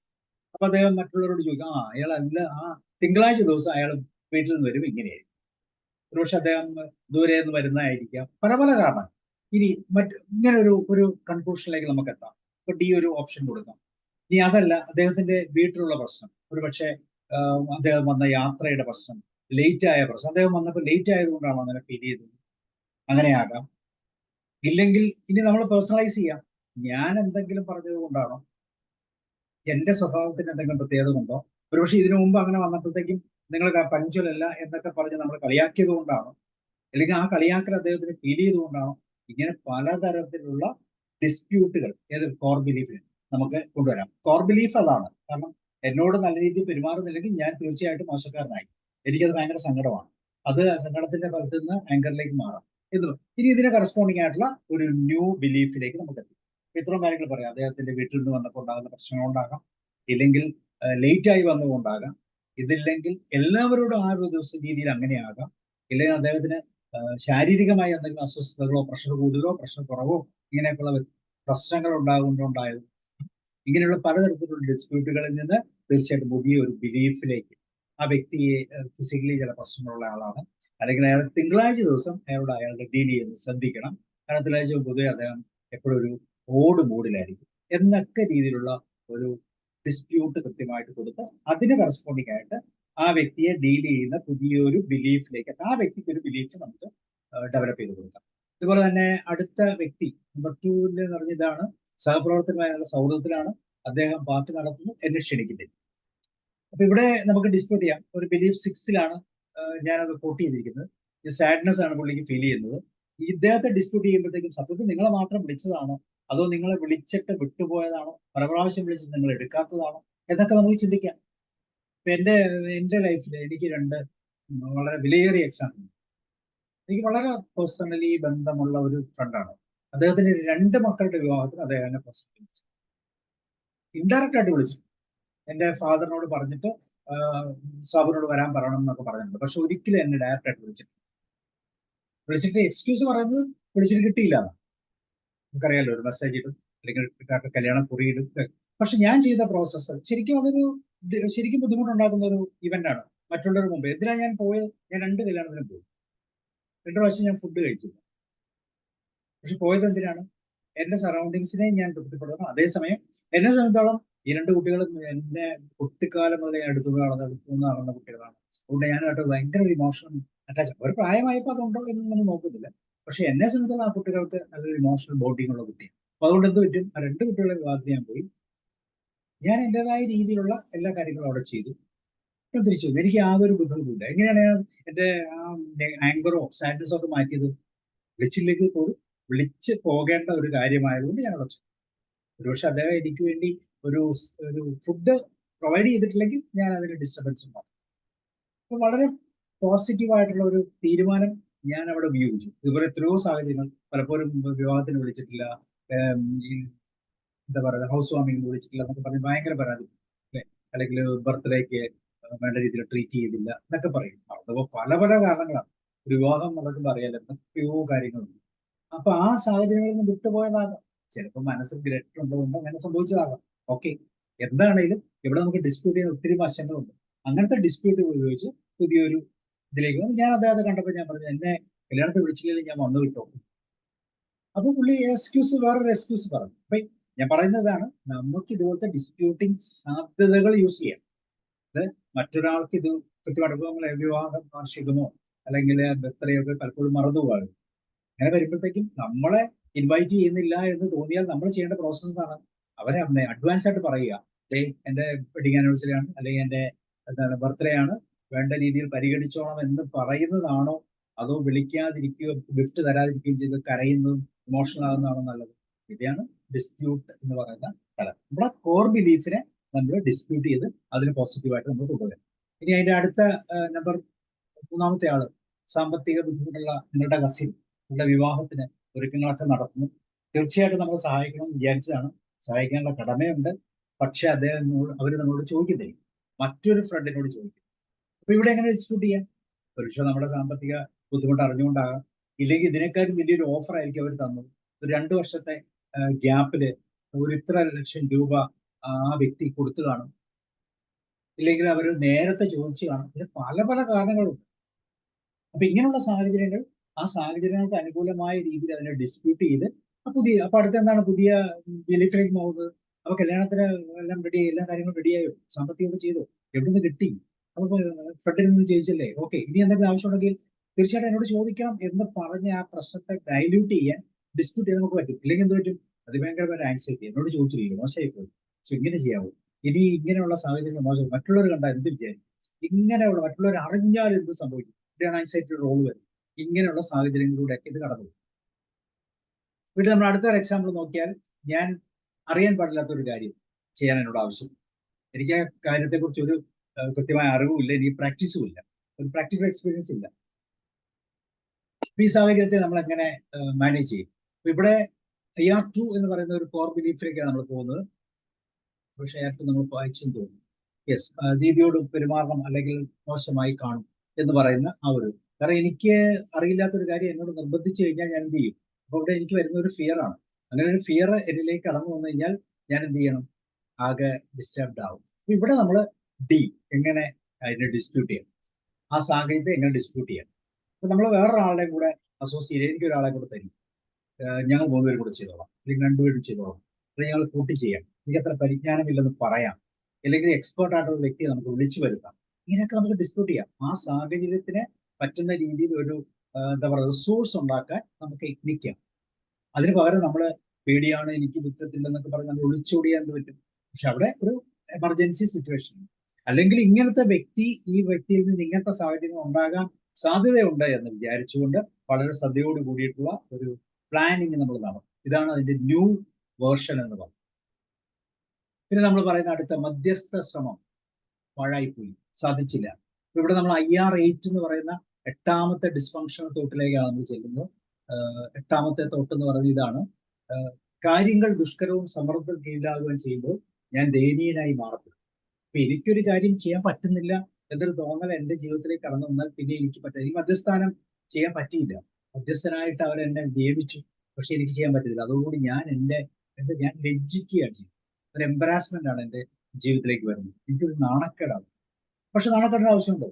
പ്രസാദം നോക്കാം, അല്ലെങ്കിൽ അതിന്റെ കൃത്യമായിട്ടുള്ള കാരണങ്ങൾ എന്തുകൊണ്ടാണ് ഇങ്ങനെ ഒരു പ്രശ്നം ഉണ്ടാകാൻ പറ്റുന്നത്. ആ ഒരു വ്യക്തിയുടെ പിടിവാശിയാകും, അല്ലെങ്കിൽ മറ്റൊരു തമ്മിലുള്ള കോംപ്രമൈസ് ആകും, ഇല്ലെങ്കിൽ ഒരു റീസണബിൾ ആയിട്ടുള്ള ഒരു പാർട്ടീഷൻ അവിടെ വന്നില്ലായിരിക്കാം, അല്ലെങ്കിൽ തോട്ടിന്റെ ഒരു അഡ്വാൻറ്റേജ് കിട്ടിയില്ല. ഇങ്ങനെ പല കാരണങ്ങളും, ആ കൃത്യമായ കാരണങ്ങളിലൂടെ പോയിട്ട് ഇപ്പൊ ചിലവർ ഇങ്ങനത്തെ മധ്യസ്ഥ ശ്രമം നടന്നില്ലെങ്കിൽ ഉടൻ തന്നെ ആ പ്രശ്നത്തിൽ നിന്ന് രാജിവെച്ച് ഒളിച്ചു, നാണക്കേടായിപ്പോയി, എല്ലാ കാര്യങ്ങളും ഞാൻ നല്ലോണം ചെയ്യുന്ന ആളാണ്, ഇവിടെ ചെയ്യാൻ പറ്റില്ല. ഓക്കെ, അപ്പൊ അതിന്റെ കൂടുതൽ വിലയിരുത്തി സാഹചര്യം ഉണ്ടോ, ഇനി അടുത്ത ചാൻസ് ഉണ്ടെങ്കിൽ അടുത്ത ചാൻസ് മറ്റൊരു മീഡിയേറ്റർ വ്യൂ അങ്ങനെയൊക്കെ ചെയ്യുന്നവരുണ്ട്. എന്നെ കൊണ്ട് സാധിച്ചില്ല, എന്നെക്കാളും ബെസ്റ്റ് ആയിട്ടുള്ള ഒരു വ്യക്തിയെ കൊണ്ടുവന്നിട്ട് മീഡിയേഷൻ ചെയ്ത് അത് സാധിച്ചുള്ളൂ. അപ്പോഴും അയാൾ തന്നെയാണ് അഡ്വാൻറ്റേജ് എടുക്കുന്നത്, കാരണം അയാളുടെ ഒരു ഷോർട്ട് കമ്മിങ്ങിനെ മറ്റൊരു വ്യക്തിയിലൂടെ കൃത്യമായിട്ട് അത് ഫുൾഫിൽ ചെയ്യുക. ഇതാണ് ഒരു ഓപ്ഷൻ നമ്മൾ എടുക്കാൻ തയ്യാറല്ല. അതിന് പകരം നമ്മൾ ഒളിച്ചുകൂടും. അതിന് പകരം നമ്മൾ നല്ലൊരു ബെറ്റർ ആയിട്ടുള്ള സിസ്റ്റത്തിലേക്ക് കടന്നു പോകും. ലാസ്റ്റ് വരുന്നത് ഇതാണ്, പരീക്ഷയ്ക്ക് മാർക്ക് നമ്മൾ എപ്പോഴും കാണുന്നത്. ഒരു സബ്ജക്റ്റിന് മാർക്ക് കുറഞ്ഞു, ടോട്ടൽ മാർക്ക് കുറഞ്ഞു, നിരാശനായി, പരീക്ഷ എഴുതാൻ പോകുന്നില്ല, ഞാൻ ഫെയിലായി, ഇനി ഞാൻ ജയിക്കത്തേ ഇല്ല എന്ന് തോന്നുന്നു, ഈ പരീക്ഷ എനിക്ക് എങ്ങനെ പോകും. പ്രത്യേകിച്ച് ആദ്യത്തെ പരീക്ഷ ഇതുപോലത്തെ ഒരു പ്രശ്നം പറ്റി കഴിഞ്ഞാൽ പലപ്പോഴും സംഭവിക്കുന്ന എന്താണ്, പലപ്പോഴും നമുക്ക് മുന്നോട്ട് പോകാൻ പറ്റാതെ വരും. മറ്റു പരീക്ഷകളൊക്കെ അതിനോട് സബ്സിക്വന്റ് ആയിട്ട് പ്രശ്നങ്ങൾ വരും. അപ്പൊ അങ്ങനെയുള്ള സാഹചര്യത്തിൽ നമ്മൾ എങ്ങനെയാണ് ഈ ഒരു പരീക്ഷ നഷ്ടപ്പെട്ടു എന്ന് വിചാരിച്ചുകൊണ്ട് എന്ത് സംഭവിക്കും? ഇതാണോ, അല്ലെങ്കിൽ അതിനൊരു ഓപ്ഷൻ ഇല്ലേ, അല്ലെങ്കിൽ അത് കൂടുതൽ പോസിറ്റീവായിട്ട് അടുത്ത എക്സാമിനേഷൻ മാനേജ് ചെയ്യാം എന്നൊക്കെ പറഞ്ഞ് അതിനെ നമ്മൾ കൃത്യമായിട്ട് ഡിസ്പ്യൂട്ട് ചെയ്ത് പുതിയ ഒരു അങ്ങനെ ചെയ്യാറുണ്ട്. ചില അധ്യാപകർ തീർച്ചയായിട്ടും വളരെ കൃത്യമായിട്ട് അങ്ങനത്തെ പ്രോസസ് ചെയ്യാറുണ്ട്. ഒന്നും പേടിക്കണ്ട, അതൊന്നും ഒരു ഇഷ്യൂ ഉള്ള കാര്യമില്ല. ഇതിനെ നമുക്ക് ഓവർകം ചെയ്യണം, ആ കാര്യങ്ങൾ വിട്ടേക്കൂ, ആ സബ്ജക്റ്റ് കൃത്യമായിട്ട് അതിനെ നമുക്ക് അടുത്ത ഇതിൽ മാനേജ് ചെയ്യാം എന്ന് പറയാം. ചിലരുടെ ഒരു ആശ്വാസ വാക്ക് മതി ആ ഒരു സിറ്റുവേഷനിൽ നമുക്ക് മാറി നിൽക്കാൻ, മറന്നേക്കൂ എന്ന് പറഞ്ഞൊരു വാക്ക് മതി. അപ്പൊ ഇങ്ങനെയുള്ള ഡിസ്പ്യൂട്ടുകളും അതുപോലെ തന്നെ D&E പുതിയ എക്സ്ട്രാ തലത്തിലുള്ള ബിലീഫുകളുടെ ക്രിയേഷൻസ് ഒക്കെ വരും. ഇവിടെ നമ്മൾ കൃത്യമായിട്ട് ശ്രദ്ധിക്കേണ്ടത് ഇറാഷണൽ അല്ലെങ്കിൽ കോർ ബിലീഫ്. ഇറാഷണൽ എന്ന് വെച്ചാൽ REBTയുടെ തലത്തിൽ പറയാം, കോർ ബിലീഫ് CBTയുടെ തലത്തിൽ പറയാം. ഇതിനൊക്കെ ചില പ്രത്യേകതകൾ, ഇത് ഭയങ്കര റിജിഡാണ്. അതുപോലെ കണ്ടീഷനിങ് എന്ന് പറയുന്ന ഒരു പാർട്ടുണ്ട്. കാരണം വർഷകാലമായിട്ട് നമ്മുടെ സബ് കോൺഷ്യസ് മൈൻഡിൽ ഉരുത്തിരിഞ്ഞു വന്ന ഒരു രീതിയാണ്. എക്സ്ട്രീമാണ്, ഇമോഷന്റെ എക്സ്ട്രീമാണ് ഇവിടെ ഉപയോഗിക്കുന്നത്. ദെൻ ഇല്ലോജിക്കലാണ്, ഒരു പ്രായോഗികതയും ഇതിലില്ല. ഇതൊക്കെയാണ് അതിന്റെ സ്വഭാവം. ഈ പ്രൈമറി ബിലീഫിലേക്ക് പോയി കഴിഞ്ഞാൽ പലപ്പോഴും ഡിമാൻഡിങ് ആണ്. ഡിമാൻഡിങ്നെസ് എന്ന് വെച്ചാൽ മറ്റു വ്യക്തികളുടെ ഹെൽപ്പ് ചോദിക്കും. അറിയില്ലേ, നമ്മൾ ഒരു പെട്ടെന്ന് ഒരു പ്രത്യേക അവസ്ഥയിലേക്ക് പോയി കഴിഞ്ഞാൽ സഹായിക്കാൻ ആൾ വേണം. ആ പ്രോപ്പറായിട്ടുള്ള സഹായം, എന്നെ സഹായിക്കാൻ ആരുമില്ല, ഞാൻ ഒറ്റപ്പെട്ടു പോയി എന്നൊക്കെ ചിന്തിക്കുന്ന ഒരു തലത്തിലേക്ക് പോകാനുള്ള സാധ്യത. അപ്പൊ എപ്പോഴും റിക്വയർ, അത് സെക്കൻഡറി. പ്രൈമറി ബിലീഫിന്റെ കൂടെ എപ്പോഴും ഒരു ഹെൽപ്പിന്റെ സാധ്യതയുണ്ട്. ഒരു സൂയിസൈഡിലേക്കൊക്കെ പോകുന്ന ഒരു വ്യക്തി ഒരു പക്ഷേ ഇവർ കൃത്യമായിട്ട് എക്സ്പ്രസ് ചെയ്യുന്നുണ്ട് എന്താണ് ഇവർ ചെയ്യാൻ പോകുന്നത്. പക്ഷെ കേൾക്കുന്ന വ്യക്തികൾക്ക് അത് മനസ്സിലാകുന്നില്ല. ഞാൻ ഹൈലി റിജക്റ്റഡ് ആണ്, എനിക്ക് നിലനിൽക്കാൻ പറ്റുന്നില്ല എന്നൊക്കെ ഇവർ പറയുമ്പോഴും ആ സാഹചര്യങ്ങളെ കൃത്യമായിട്ട് മനസ്സിലാക്കാൻ അവരുടെ ചുറ്റുപാടുകൾക്ക് സാധിക്കുന്നില്ലെങ്കിൽ, ഒരു തെറാപ്പിസ്റ്റോ കൗൺസിലർക്കോ സാധിക്കുന്നില്ലെങ്കിൽ പലപ്പോഴും അങ്ങനെയുള്ള സാധ്യതകൾ ഉണ്ടാകാറുണ്ട്. ഇപ്പൊ റിക്വേഴ്സ് ഹെൽപ്പ് ആൻഡ് അറ്റൻഷൻ. അതുപോലെ തന്നെ സെക്കൻഡറി ബിലീഫ് എന്ന് വെച്ചാൽ എന്താ, ഒരു ആദ്യമേ എനിക്ക് ഒരു ഭയങ്കര പ്രശ്നം, ഈ ഭയങ്കര മോശം എന്നൊക്കെ പറയുന്ന വാക്കുകൾ ഉപയോഗിക്കുമ്പോൾ തന്നെ അത് ഈ പറയുന്ന കോർ ബിലീഫിന്റെ ഒരു ഈ പറയുന്ന ബിലീഫിന്റെ റാഷണൽ ബിലീഫിന്റെ ഒരു സാധ്യതകളാണ്. Assuming bad or negative things. എപ്പോഴും പ്രതീക്ഷിക്കുന്ന അതാണ്, എനിക്ക് വരാൻ പോകുന്നതെല്ലാം നെഗറ്റീവാണ്. അതുപോലെ തന്നെ ലോ ഫ്രസ്ട്രേഷൻ ടോളറൻസ്. ഫ്രസ്ട്രേഷൻ ഉണ്ടാകും, അതിനെ ടോളറേറ്റ് ചെയ്യാനുള്ള കപ്പാസിറ്റി ഇല്ല. പിന്നെ എന്താണ് സംഭവിക്കുന്നത്? സെൽഫ് ഡിപ്രീസിയേഷൻ, സെൽഫ് എസ്റ്റീം ഇല്ലാതായി പോകും. ഇതെല്ലാമാണ് ഇറാഷണൽ ബിലീഫിന്റെ പ്രത്യേകത. അതേസമയം റാഷണൽ ബിലീഫിലേക്ക് പോകുമ്പോൾ ഇതിന്റെ എല്ലാം റിവേഴ്സ് വരും. Highly flexible. ആ വ്യക്തി അങ്ങനെ പറഞ്ഞു, ഓക്കെ, നമുക്ക് നോക്കാം, അടുത്ത ആഴ്ച പുള്ളി ഇങ്ങനെ പറയുമെന്ന് നമുക്ക് നോക്കാം. അല്ലെങ്കിൽ ആ വ്യക്തി വിവാഹം ക്ഷണിച്ചില്ല, ഇനി ഞാൻ പോകത്തില്ല, അടുത്ത കൊച്ചിന്റെ വിവാഹം കിട്ടുമെന്ന് നോക്കാം, വിളിക്കുമെന്ന് നോക്കാം. ഇങ്ങനെയൊക്കെ പറയുന്ന ആ ഒരു ഫ്ലെക്സിബിൾ ആയിട്ടുള്ള ഒരു തലം, ഒരു നോൺ എക്സ്ട്രീം ഒന്നും ആകത്തില്ല. ലോജിക്കലായിട്ട് ചിന്തിക്കും. ഇത് ശരിക്കും ഇത് എന്തുകൊണ്ടായിരിക്കും ഇങ്ങനെ സംഭവിച്ചത്, എന്തായിരിക്കും പ്രതീക്ഷിക്കുന്നത് എന്നൊക്കെ ലോജിക്കലായിട്ട് പ്രാക്ടിക്കലായിട്ട് നമ്മൾ ചിന്തിക്കും. പ്രൈമറി ബിലീഫ് എപ്പോഴും പ്രിഫറൻസസ്, മൾട്ടിപ്പിൾ പ്രിഫറൻസ്, ഒത്തിരി സാധ്യതകളിലേക്കാണ് ഇവരുടെ ജോലി. അഗെയിൻ സെക്കൻഡറി ബിലീഫ് എന്ന് പറയുന്നത് ആന്റി ഓഫ്, ഭയങ്കരമൊന്നുമല്ല, ഇതെന്റെ ജീവിതം സംഭവിച്ചു, ഇങ്ങനെയൊക്കെ പറയുന്നത് സംഭവിക്കും, അത് സംഭവിച്ചാലും ഞാൻ നേരിടും എന്ന് പറയുന്ന രീതിയിലൊരു പോസിറ്റീവ് തലം.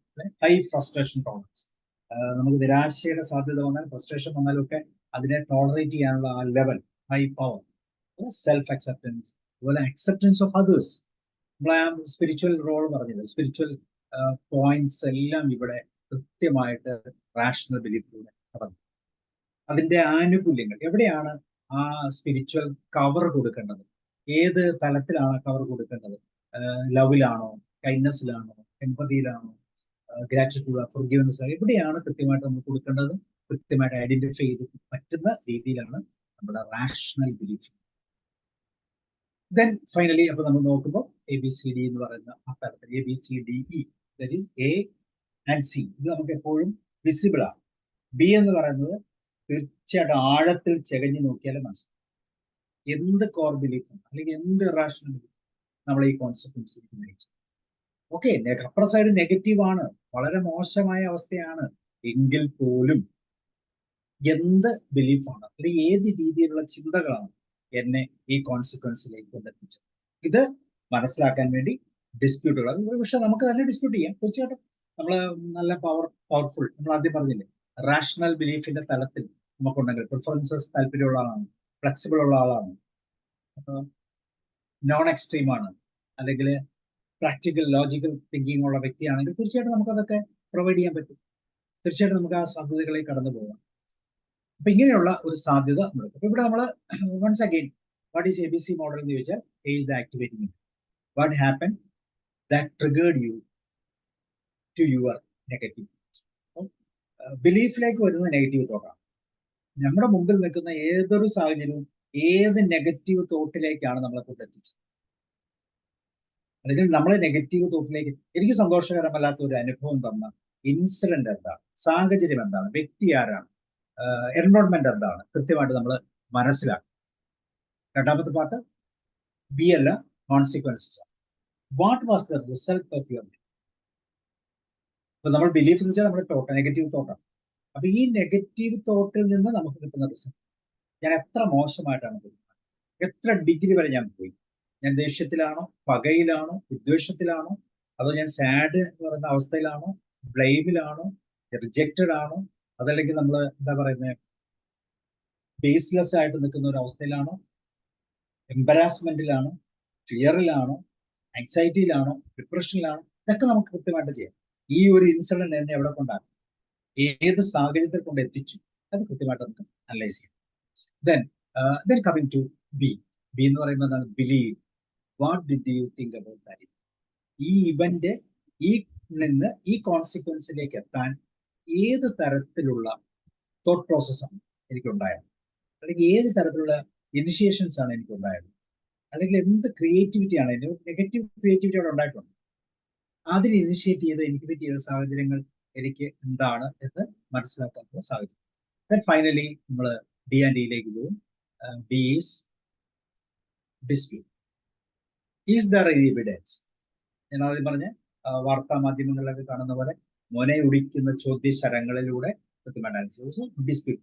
Is there any evidence that contradict your belief or thoughts? അപ്പൊ ഈ ബിലീഫിനെ കോൺട്രഡിക്ട് ചെയ്യാൻ പറ്റുന്ന എന്ത് പാർട്ടാണ്, എന്ത് പോയിന്റുകളാണ്? ഫൈനലി ഇഫക്റ്റീവ് ഓട്ടോമേഷൻ, പുതിയ ട്രാക്ക്. എന്തിനാണ്? ഒരു പുതിയ പോസിറ്റീവ് തോട്ടിലൂടെ, അല്ലെങ്കിൽ ഇവിടെ സംഭവിക്കുന്ന എന്താണ്? നമ്മളുടെ കോർ ബിലീഫിനെ കൃത്യമായിട്ട് റീഡിസൈൻ ചെയ്യാം.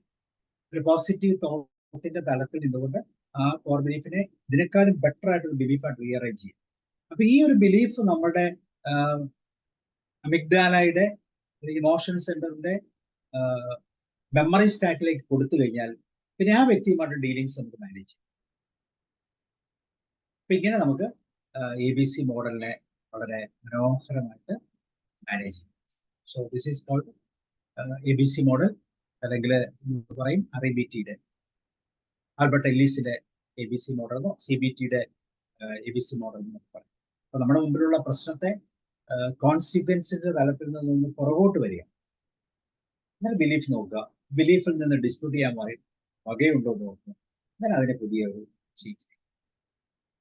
So thank you very much. Thank you. Yes, ഇനി നിങ്ങൾക്ക് ചോദിക്കാം, സംസാരിക്കാം, എന്തെങ്കിലുമൊക്കെ ഉണ്ടെങ്കിൽ പറയാം. പറഞ്ഞോളൂ. ആരാണ് പറയുന്നത്? രമാവതി മാം പറഞ്ഞോളൂ.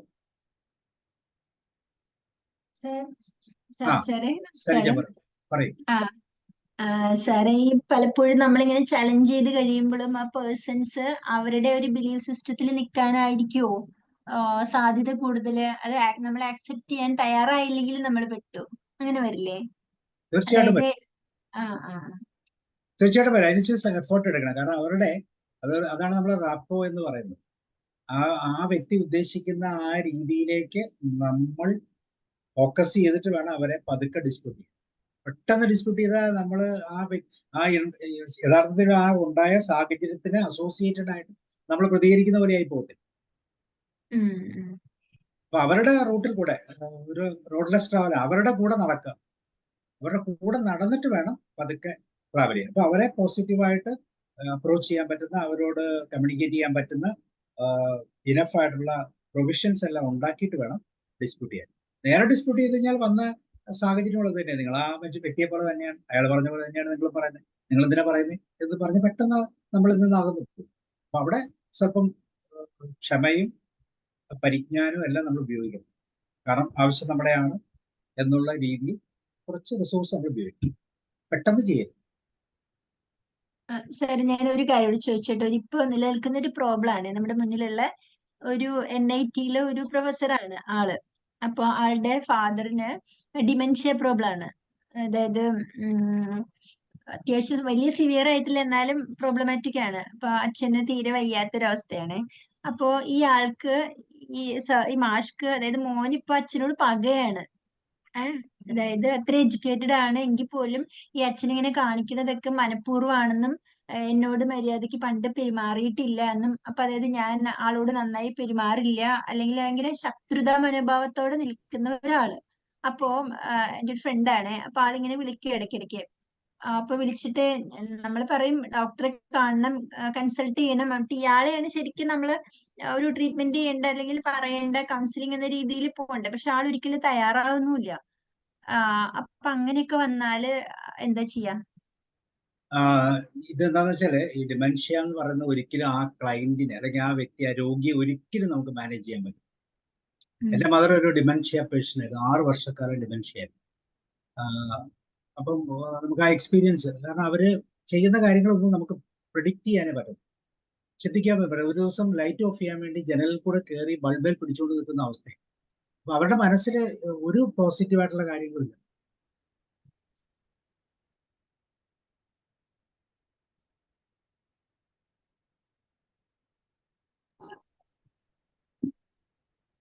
സാബു സാറേ നമസ്കാരം. നമസ്കാരം. പട്ടിണി കഴിഞ്ഞോ? ഇല്ല, ഒരു മിനിറ്റ്. അപ്പൊ അങ്ങനെയുള്ള അവസ്ഥയിൽ ആ വ്യക്തിയെ കൃത്യമായിട്ട് നമ്മള് ഇത് അഫക്ട് ചെയ്യുന്ന ആ വ്യക്തിയെ കൃത്യമായിട്ട് നമ്മൾ പറഞ്ഞ് മനസ്സിലാക്കണം. പറ്റുമെങ്കിൽ ഡിമെൻഷ്യ പോലുള്ള ക്ലിനിക്കുകളിൽ അവിടെ ഹാൻഡിൽ ചെയ്യുന്ന വ്യക്തികളുടെ അടുത്ത് പോയി ആ രോഗികളെ എന്തൊക്കെയാണ് അപ്പൊ മറ്റൊരു രോഗിയെ കാണുമ്പോഴാണ് മനസ്സിലാകുന്നത് ഈ രോഗി, നമ്മുടെ രോഗി ചെയ്യുന്ന ഒന്നും ഒരു കാര്യമേ അല്ല. അതിനേക്കാളൊക്കെ വലിയ ലെവലിൽ ചിലർ സംസാരിക്കും, ചിലർ സംസാരിക്കത്തില്ല, ചിലർ വീട്ടിൽ നിന്ന് പുറത്തിറങ്ങി പോകും. ഇങ്ങനെ പല തരത്തിലുള്ള അവരുടെ ബ്രെയിനിന്റെ ഏത് പാർട്ടാണോ വീക്ക് ആകുന്നത് അതനുസരിച്ചുള്ള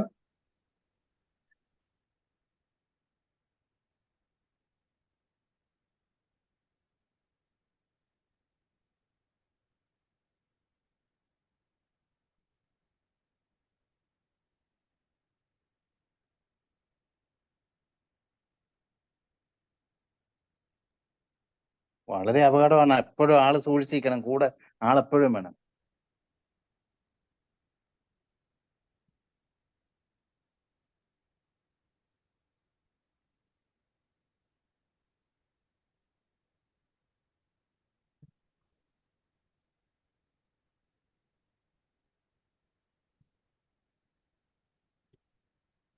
അപ്പൊ ആ സാഹചര്യത്തെ കൃത്യമായിട്ട് അനലൈസ് ചെയ്യാനുള്ള ഒരു അവസരം ഈ വ്യക്തിക്ക് കൊടുക്കുക. അങ്ങനെയുള്ള വ്യക്തികളെ കണ്ട് മനസ്സിലാക്കി യഥാർത്ഥത്തിൽ ഈ വ്യക്തിയുടെ തുടക്കിയിട്ടേ ഉള്ളൂ. ഡിമെൻഷ്യ ആണെങ്കിൽ ഇതിന്റെ മുന്നോട്ടുള്ള ഇവർക്ക് പൊതുവെ അസുഖങ്ങളൊന്നും ഉണ്ടാകത്തില്ല, ശാരീരികമായ പൊതുവെ അസുഖങ്ങളൊന്നും ഉണ്ടാകത്തില്ല. അവർ വളരെ സ്ട്രോങ് ആയിരിക്കും, വെൽ ബിൽറ്റ് ആയിരിക്കും. പക്ഷെ മനസ്സിന്റെ തലത്തിൽ പ്രശ്നമുണ്ട്. അപ്പൊ അതാണ് ഇതിനകത്ത് വരുന്നത്. അപ്പൊ ആ വ്യക്തി ഇങ്ങനെയുള്ള എൻവയോൺമെന്റുമായിട്ട് കൂടുതൽ അടുക്കാൻ പറയും, മനസ്സിലാക്കുക.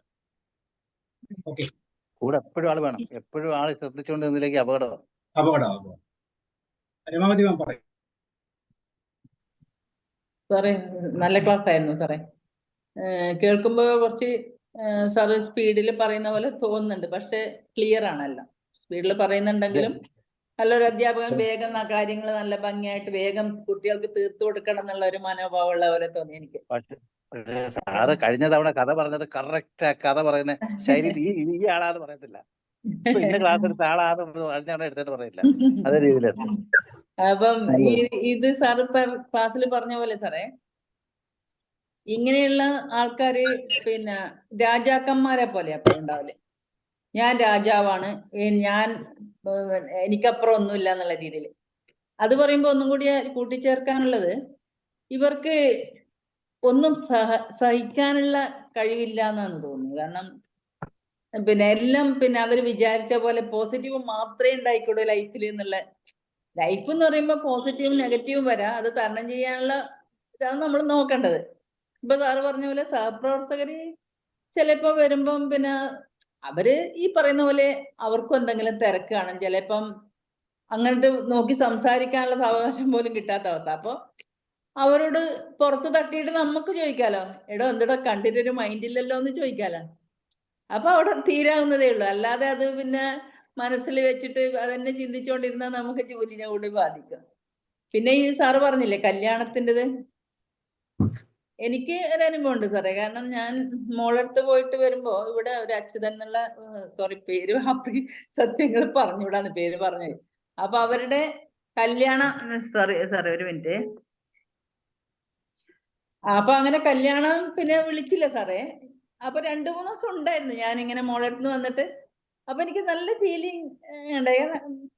ചെയ്തു. കാരണം അങ്ങനെ വിളിച്ചില്ലല്ലോ, എനിക്ക് അത്രയും വേണ്ടപ്പെട്ട ഒരാളല്ലേ എന്നുള്ള രീതിയിൽ. പക്ഷെ ഞാൻ ഈ സാറ് പറഞ്ഞ പോലെ ചിന്തിച്ചിട്ട് ഞാൻ ആ കല്യാണത്തിന് പോയി കേട്ടോ. പോയിട്ടാകുമ്പോ അയാള് പറയാണ്, രമേശി നിങ്ങളെ വീട്ടിൽ വന്നിരുന്നു, നിങ്ങൾ ഉണ്ടായിരുന്നില്ല കേട്ടോ. അപ്പൊ അതെല്ലാം തീർന്നു. അതുപോലെ തന്നെ അറിയാത്ത കാര്യം എന്ന് പറയുമ്പോൾ നമ്മളിപ്പോ ഏറ്റെടുത്താൽ തന്നെ നമുക്കൊരു അഡ്വൈസ് എല്ലാം ചോദിക്കാൻ അറിയുന്ന ആരോടെങ്കിലും സോൾവ് ചെയ്ത് കൊടുക്കാൻ വേണ്ടിയിട്ട് നല്ല കാര്യമാണ്. അതുപോലെ മധ്യസ്ഥത്തിനും അങ്ങനെ നമുക്ക് അതുകൊണ്ട് നമ്മളെ ലൈഫിലെല്ലാം തീർന്നു എന്നോ നമ്മൾ ആരുമല്ലാന്നോ നമ്മളെ കഴിവില്ലാത്ത ഒരു മനുഷ്യൻ എന്നുള്ള രീതിയിൽ വേണ്ട. ഈ പരീക്ഷയിൽ തോക്കുന്നുണ്ടല്ലോ സാറേ, നമ്മളിവിടെയുള്ള ഒരു രാജേട്ടനുണ്ട്, അയാൾ മരിച്ചു. അയാളുടെ മോന് SSLC പരീക്ഷ എഴുതുന്നില്ല എന്നാ പറയുന്നത്. അപ്പോൾ പണ്ടെല്ലാം ഇങ്ങനെ വാഷിംഗ് മെഷീൻ ഒന്നും ഇല്ല. അപ്പൊ ഞാനിവിടെ അലക്കുകയായിരുന്നു. അവര് ഒരു കള്ള് ഷോപ്പില് ഉള്ള ഒരു ഏജന്റാണ്. അപ്പൊ എന്നോട് വന്നിട്ട് പറയും, രമേശി ഒരു നിവൃത്തിയുമില്ല, നിങ്ങൾ ഒന്ന് പറയണം. അങ്ങനെ ആ കുട്ടീനെ ഒരു ദിവസം വിളിച്ചിട്ട് പറഞ്ഞതേ ഉള്ളൂ. അപ്പൊ അവൻ സമ്മതിച്ചു. ഞാൻ വീണ്ടും പരീക്ഷ എഴുതിയാണ്. പരീക്ഷ എഴുതി, ഭാഗ്യത്തിന് അവൻ ജയിച്ചു. അവനിപ്പം മിലിറ്ററിയിൽ നല്ല ജോലി ചെയ്യാണ് സാറേ. കാരണം ചെറിയൊരു അഡ്വൈസ് കൊണ്ട്, അതായത് അവനെ വിളിച്ചിട്ട് വീട്ടിലുള്ളവർ പറയുന്നതിൽ ഉപരിയായിട്ട് വേറെ ഒരാൾ പറയുമ്പോൾ അവർ ഉൾക്കൊള്ളുന്ന ഒരവസ്ഥ ഉണ്ടാവാറുണ്ട്. ഇങ്ങനെയുള്ള എന്താ പറയണ്ടേ, മനുഷ്യരിൽ കുറെ പ്രശ്നങ്ങൾ ഉണ്ടാകുമ്പോൾ അത് എല്ലാം ഇപ്പം നമ്മളെ മനസ്സ് എപ്പോഴും ചിന്തകളോ അല്ലെങ്കിൽ പോസിറ്റീവ് മാത്രമല്ലല്ലോ. അപ്പൊ നെഗറ്റീവിനെ നമ്മൾ എന്താ പറയാ കൂളായിട്ട് കൈകാര്യം ചെയ്യാനും, അതുപോലെ നമുക്കെന്തോ സംഭവിച്ചാല് അതെല്ലാം തരണം ചെയ്യാനുള്ള പ്രാപ്തി ഉണ്ടാണ്. സാറിന്റെ ക്ലാസ് ചെയ്താലും നല്ല ക്ലാസ് ആയിരുന്നു. ABCD അതെനിക്ക് ഭയങ്കര ഇഷ്ടമായി. Thank you sir. Okay, George sir. Hi, thank you sir, thank U സാറേ. REBT ധാരാളം കേട്ടിട്ടുണ്ട്, EBT കേട്ടിട്ടുണ്ട്. പക്ഷെ ഇത്ര സിമ്പിളാണ്, ഇത്രമാത്രം TA ജനകീയമാക്കിയതുപോലെ REBTയും ജനകീയമാക്കാൻ സാറിന് കഴിഞ്ഞുകൊണ്ടിരിക്കുന്നു എന്നുള്ളതാണ് വാസ്തവം. ഈ ക്ലാസ് കേട്ടപ്പോൾ തോന്നി, അയ്യോ ഇത് കുറച്ചുകൂടെ അടുത്തറിയാൻ വൈകിപ്പോയല്ലോ. ജീവിതത്തിലെ ഓരോ കാലഘട്ടങ്ങളിലും നമ്മളും ഇതേ ബുദ്ധിമുട്ടുകളൊക്കെ അനുഭവിച്ച് കടന്നു പോകുന്ന ഈ പറഞ്ഞ 4 ഉദാഹരണങ്ങൾ പോലെ തന്നെയുള്ള അനേക അനുഭവങ്ങൾ പലപ്പോഴും ഇങ്ങനെ അങ്ങോട്ട് പെട്ടുപോയല്ലോ എന്ന് കരുതി അങ്ങ് തകർന്നു പോകുന്നവരായി പോയ അനുഭവങ്ങളുണ്ട്. അതൊക്കെ ഇപ്പോൾ ഓർമ്മിക്കാൻ ഇടവന്നു. പക്ഷേ തീർച്ചയായിട്ടും എന്നും ചെയ്യുന്നത് പോലെ ഇതും സമൂഹത്തിനൊരു വലിയ വെളിച്ചം കൊടുക്കലാണ്. ഒരു വലിയ വഴിവിളക്ക് സ്ഥാപിക്കുന്നത് പോലെ തന്നെ ഈ ഉൾക്കാഴ്ച സമൂഹത്തിന് കൊടുക്കേണ്ടിയിരിക്കുന്നു. തീർച്ചയായിട്ടും ഈ എഫർട്ട് നല്ലതാണ്. ഇവിടെ ക്ലാസ്സിൽ പങ്കെടുത്ത എല്ലാവർക്കും ഇത് മനസ്സിലാകുന്ന വിധത്തിൽ വളരെ സിമ്പിളായിട്ടാണ് സാർ അതെടുത്തെ. ഇത്തിരി സ്പീഡ് കൂടിപ്പോയി എന്ന് എനിക്കും തോന്നിപ്പോയി കേട്ടോ, കുറേ താൻ പറ്റുന്നുണ്ടായിരുന്നില്ല. എന്തായാലും വളരെ സന്തോഷം സാറേ, ഒത്തിരി നന്ദി, താങ്ക് യു. സാറേ ഒന്നുകൂടെ ആഡ് ചെയ്യട്ടെ. സാറിന്റെ ഈ ക്ലാസ് ഭയങ്കര സിമ്പിൾ ആട്ടോ. സാർ വളരെ സരളമായിട്ടോ സാർ പറയണേ. എന്താ പറയാ, വളരെ ക്ലിയർ ആയിട്ട് ഒരു തെളിനീരൊഴുക്ക് പോലെ എന്ന് പറയണ പോലെ. ഒരുപാട് സന്തോഷം. പിന്നെ ഈ മോഡല് നമ്മൾ അറിയാണ്ട് ഫോളോ ചെയ്യണം. എനിക്ക് അറിഞ്ഞുകൂടായിരുന്നു ഇതിനെപ്പറ്റി. പക്ഷേ ഡെയിലി ലൈഫില് ഇംപ്ലിമെന്റ് ചെയ്യാനുണ്ടായിരുന്നു. അതിപ്പോഴാണ് മനസ്സിലാവുന്നത്. കാരണം ഇപ്പൊ നമുക്ക് ഇതേപോലെ സാറ് പറയുമ്പോ ഒരു പ്രശ്നം ഉണ്ടാവും, പിന്നെ അതിന്റെ ഇമോഷൻസ് വരും ഓട്ടോമാറ്റിക്കലി. ചിലപ്പോ സങ്കടാവും, ചിലപ്പോ ദേഷ്യാവും. പക്ഷെ അത് ഫീൽ ചെയ്യും. അയ്യോ അവര് ഇത് റിജക്ഷൻ ഒക്കെ ഫീൽ ചെയ്യും. പക്ഷെ പിന്നീട് ആലോചിക്കും, അവരുടെ വീട്ടിൽ എന്തെങ്കിലും പ്രശ്നങ്ങൾ ഉണ്ടായിരിക്കും. ചിലപ്പോ അവര് വല്ലാണ്ട് ബേസ്റ്റ് ഔട്ട് ചെയ്യണ കാണുമ്പോൾ അവർക്ക് ഇവരിങ്ങനെയാണ്. അപ്പൊ നമ്മൾ അതനുസരിച്ച് അഡ്ജസ്റ്റ് ചെയ്ത് അവരോട് സിമ്പതി അല്ലെങ്കിൽ അവരോട് പിന്നെ അത് മാറ്റിയെടുക്കാറുണ്ട്. പക്ഷെ നടന്നുകൊണ്ടിരുന്നത് ഇതായിരുന്നു ഇപ്പോഴാണ് മനസ്സിലാവുന്നത് കേട്ടോ. സാർ വളരെ നന്നായിട്ട് എക്സ്പ്ലെയിൻ ചെയ്തു. നന്നായിരുന്നു സാർ, വളരെ ഇഫക്റ്റീവ് ആയിരുന്നു. Thank you so much. നമസ്കാരം, ഗോപകുമാറാണ്. കഴിഞ്ഞ തവണ സാറ് ക്ലാസ് എടുത്തത് ഈ ആളെ അല്ല എന്നുള്ള രീതിയിൽ വളരെ സ്ലോ ആയിട്ട് നല്ല രീതിയിൽ ക്ലാസ് എടുത്ത്. ഇന്ന് സ്പീഡ് കൂടുതലായിരുന്നു. മറ്റേ ജോർജ് സാറ് പറഞ്ഞത് കറക്റ്റാണ്, ഇന്ന് സ്പീഡ് കൂടുതലാണ്. പക്ഷേ സാറിനെ കൊണ്ട് മറ്റു രീതിയിലും എടുക്കാൻ ഒക്കുമെന്ന് എനിക്ക് അന്ന് ബോധ്യമായി. കാരണം കഥ പറഞ്ഞത് വളരെ വളരെ ശ്രദ്ധിച്ചിരുന്നു കഴിഞ്ഞാൽ നമുക്ക് ഹൃദയസ്പർശിയായിരുന്ന കഥയായിരുന്നു, നല്ല കഥയായിരുന്നു. ഇന്നത്തെ ക്ലാസ് നല്ലായിരുന്നു. പക്ഷെ ചിലപ്പോൾ സ്പീഡ് കൂടി പോയി പറഞ്ഞ പോലെ നല്ല കാര്യം, കുറെ കാര്യങ്ങൾ മനസ്സിലാക്കാൻ സാധിച്ചു. എനിക്ക് പ്രായമായവരുടെ കുറച്ചൊക്കെ റഫായിട്ട് പെരുമാറേണ്ടി വന്നു. അന്ന് അത്രയും അറിയില്ലായിരുന്നു. ഇപ്പൊ കുറച്ചുകൂടെ മനസ്സിലായപ്പോ ആ സമയമൊക്കെ കഴിഞ്ഞു. അപ്പൊ കുറെ കൂടെ കാര്യങ്ങൾ മനസ്സിലാക്കാൻ സാധിച്ചു. നന്ദി, നമസ്കാരം. സാറേ ഞാൻ പറയട്ടെ? പറഞ്ഞോളൂ സാർ. അതെ, സ്പീഡ് കൂടി പോയെന്ന് വെച്ചാലേ ഞാൻ 50 സ്ലൈഡ് 53 സ്ലൈഡ് ഉണ്ടാക്കി. ഓക്കെ അപ്പൊ അത്ര സ്ലൈഡ് പറയാതെ പിന്നെ എക്സാമ്പിൾ കുറയ്ക്കണമായിരുന്നു. എന്തായാലും ക്ലാസ് എടുക്കുമല്ലേ പക്ഷേ പറയും സർ. ഞങ്ങൾ അത്ര സ്പീഡ് കൂടിയൊന്നും തോന്നുന്നില്ല കേട്ടോ. പലർക്കും പല മാതിരി ഗ്രാസ്പിംഗ് പവറും അവരുടെ ആറ്റിറ്റ്യൂഡും ഇങ്ങനെ വയസ്സും പ്രായമൊക്കെ പലതും ഉണ്ടായിരിക്കും. എനിക്ക് തോന്നിയില്ല. എനിക്കൊക്കെ നോർമൽ ആയിട്ടുള്ള ഒരു സ്പീഡേ തോന്നിയിട്ടുള്ളൂ. എനിവേ ഞാൻ ചോദിക്കാൻ പോകുന്നു സാറിനോട് ചോദ്യം. സാറ് കല്യാണത്തിന് പോയ ഒരു കാര്യം പറഞ്ഞല്ലോ. അപ്പൊ സാറിനോട് തീരെ പറഞ്ഞില്ല. അത് സാർ പറഞ്ഞല്ലോ, ഒരാളെ വഴി പറഞ്ഞയച്ചു, അതുകൊണ്ട് ഞാൻ പോയി എന്നൊക്കെ പറയണ്ടല്ലോ. തീരെ പറഞ്ഞില്ലെങ്കിലും സാറ് പോവോ, അതല്ല ഒരാളോട് പറഞ്ഞയച്ചത് കൊണ്ട് പോയതാണോ ആ കല്യാണത്തിന്? ഇല്ല സാറേ, പറഞ്ഞയച്ച എന്റെ ഫാദറിനോടാണ്, ഓക്കെ, സാബുവിനോട് പറഞ്ഞേക്കൂന്ന് പറഞ്ഞു. അപ്പൊ ഞാൻ അതുപോലെ പക്ഷേ ആ പേഴ്സണലി നമ്മളെ വിളിക്കാം. നമുക്കറിയില്ല, പുതിയ യുഗം അല്ലേ, വാട്സപ്പ് ഉണ്ട്, ഫോണുണ്ട്, എന്തൊക്കെ കാര്യം, ഇമെയിൽ ഉണ്ട്. പക്ഷെ അയ്യോ അത് സാറ് ഫാദറിനോട് പറഞ്ഞിട്ട് സാറിന് അങ്ങനെ ഒരു ഈ കൊണ്ടുപോകാൻ പാടില്ല. എന്റെ ഇല്ല സാറേ, ഞങ്ങളെ അത് സാർ അങ്ങനെയല്ല ചിന്തിക്കണ്ടേ.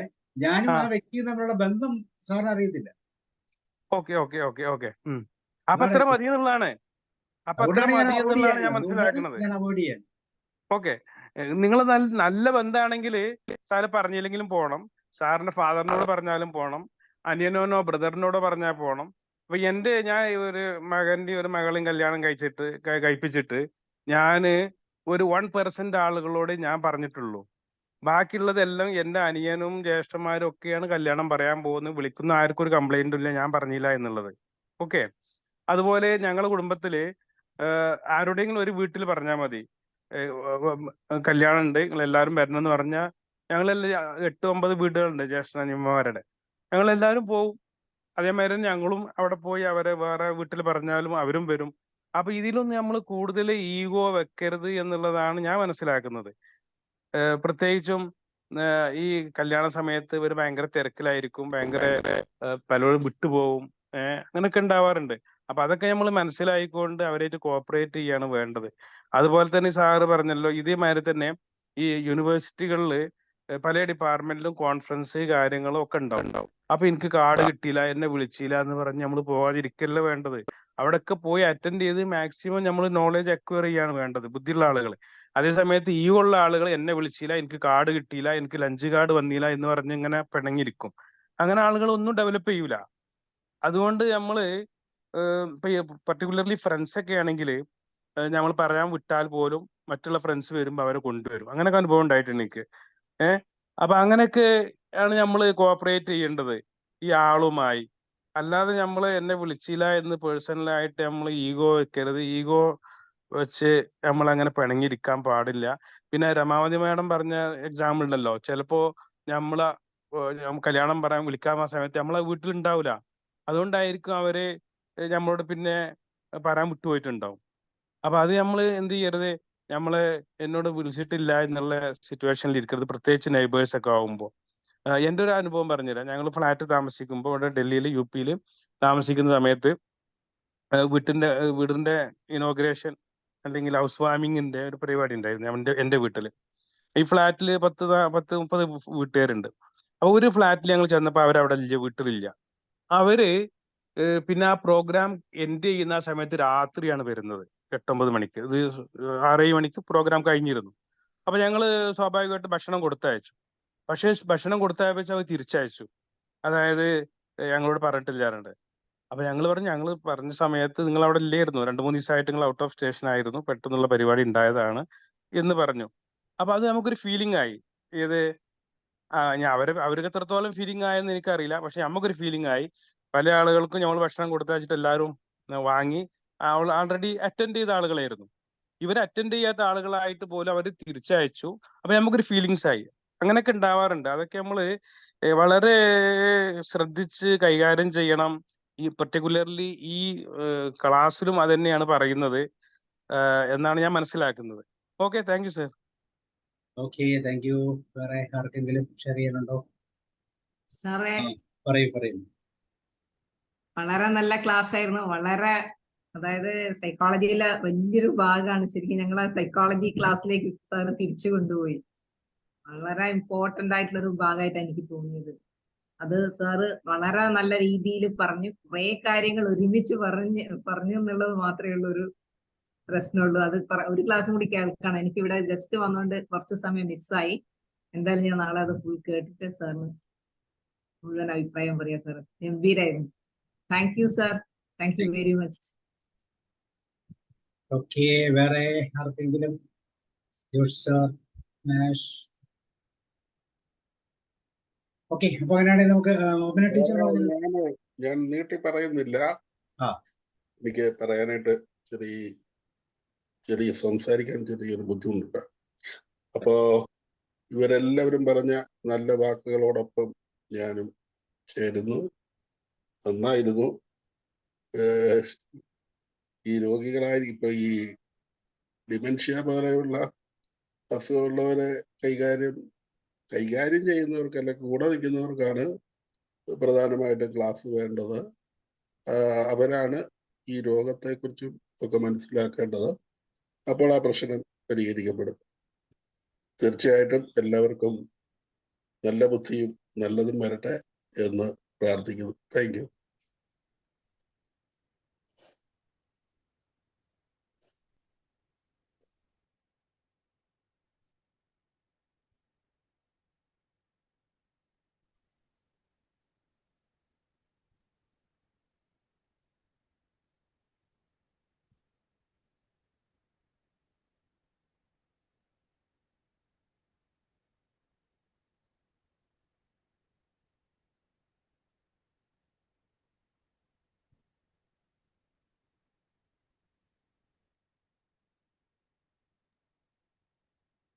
ഓക്കെ, വേറെ എല്ലാവരും പറഞ്ഞു തോന്നുന്നു അല്ലേ? യെസ്, നമുക്ക് വൈൻഡപ്പ് ചെയ്യാം. ഓക്കെ, അപ്പൊ താങ്ക് യു. ഓമന ടീച്ചർ കേട്ടോ, പറഞ്ഞു. Thank you sir. ഞാൻ എല്ലാരും പറഞ്ഞതൊക്കെ തന്നെ പറയാനുള്ളൂ. ഒത്തിരി സ്പീഡ് ഉണ്ടായിരുന്നു, ഫോളോ ചെയ്യാൻ കുറച്ച് പാട് വന്നു. ഒന്നുകൂടെ കണ്ടാൽ മതി. ഞാൻ ഈ ഉണ്ടാക്കിയ സ്ലൈഡുകൾ കൂടി എനിക്കത് ഇച്ചിരി കൂടുതൽ. എക്സാമ്പിളുകൾ കൂടി പോയി, അതാ പറ്റിയേ. 5 പറഞ്ഞപ്പോ. Thank you sir, thank you very much. അതുകൂടെ കണ്ടാൽ മതി, അപ്പൊ അത് ക്ലിയർ ആവും. Okay sir. Okay, thank you. See U.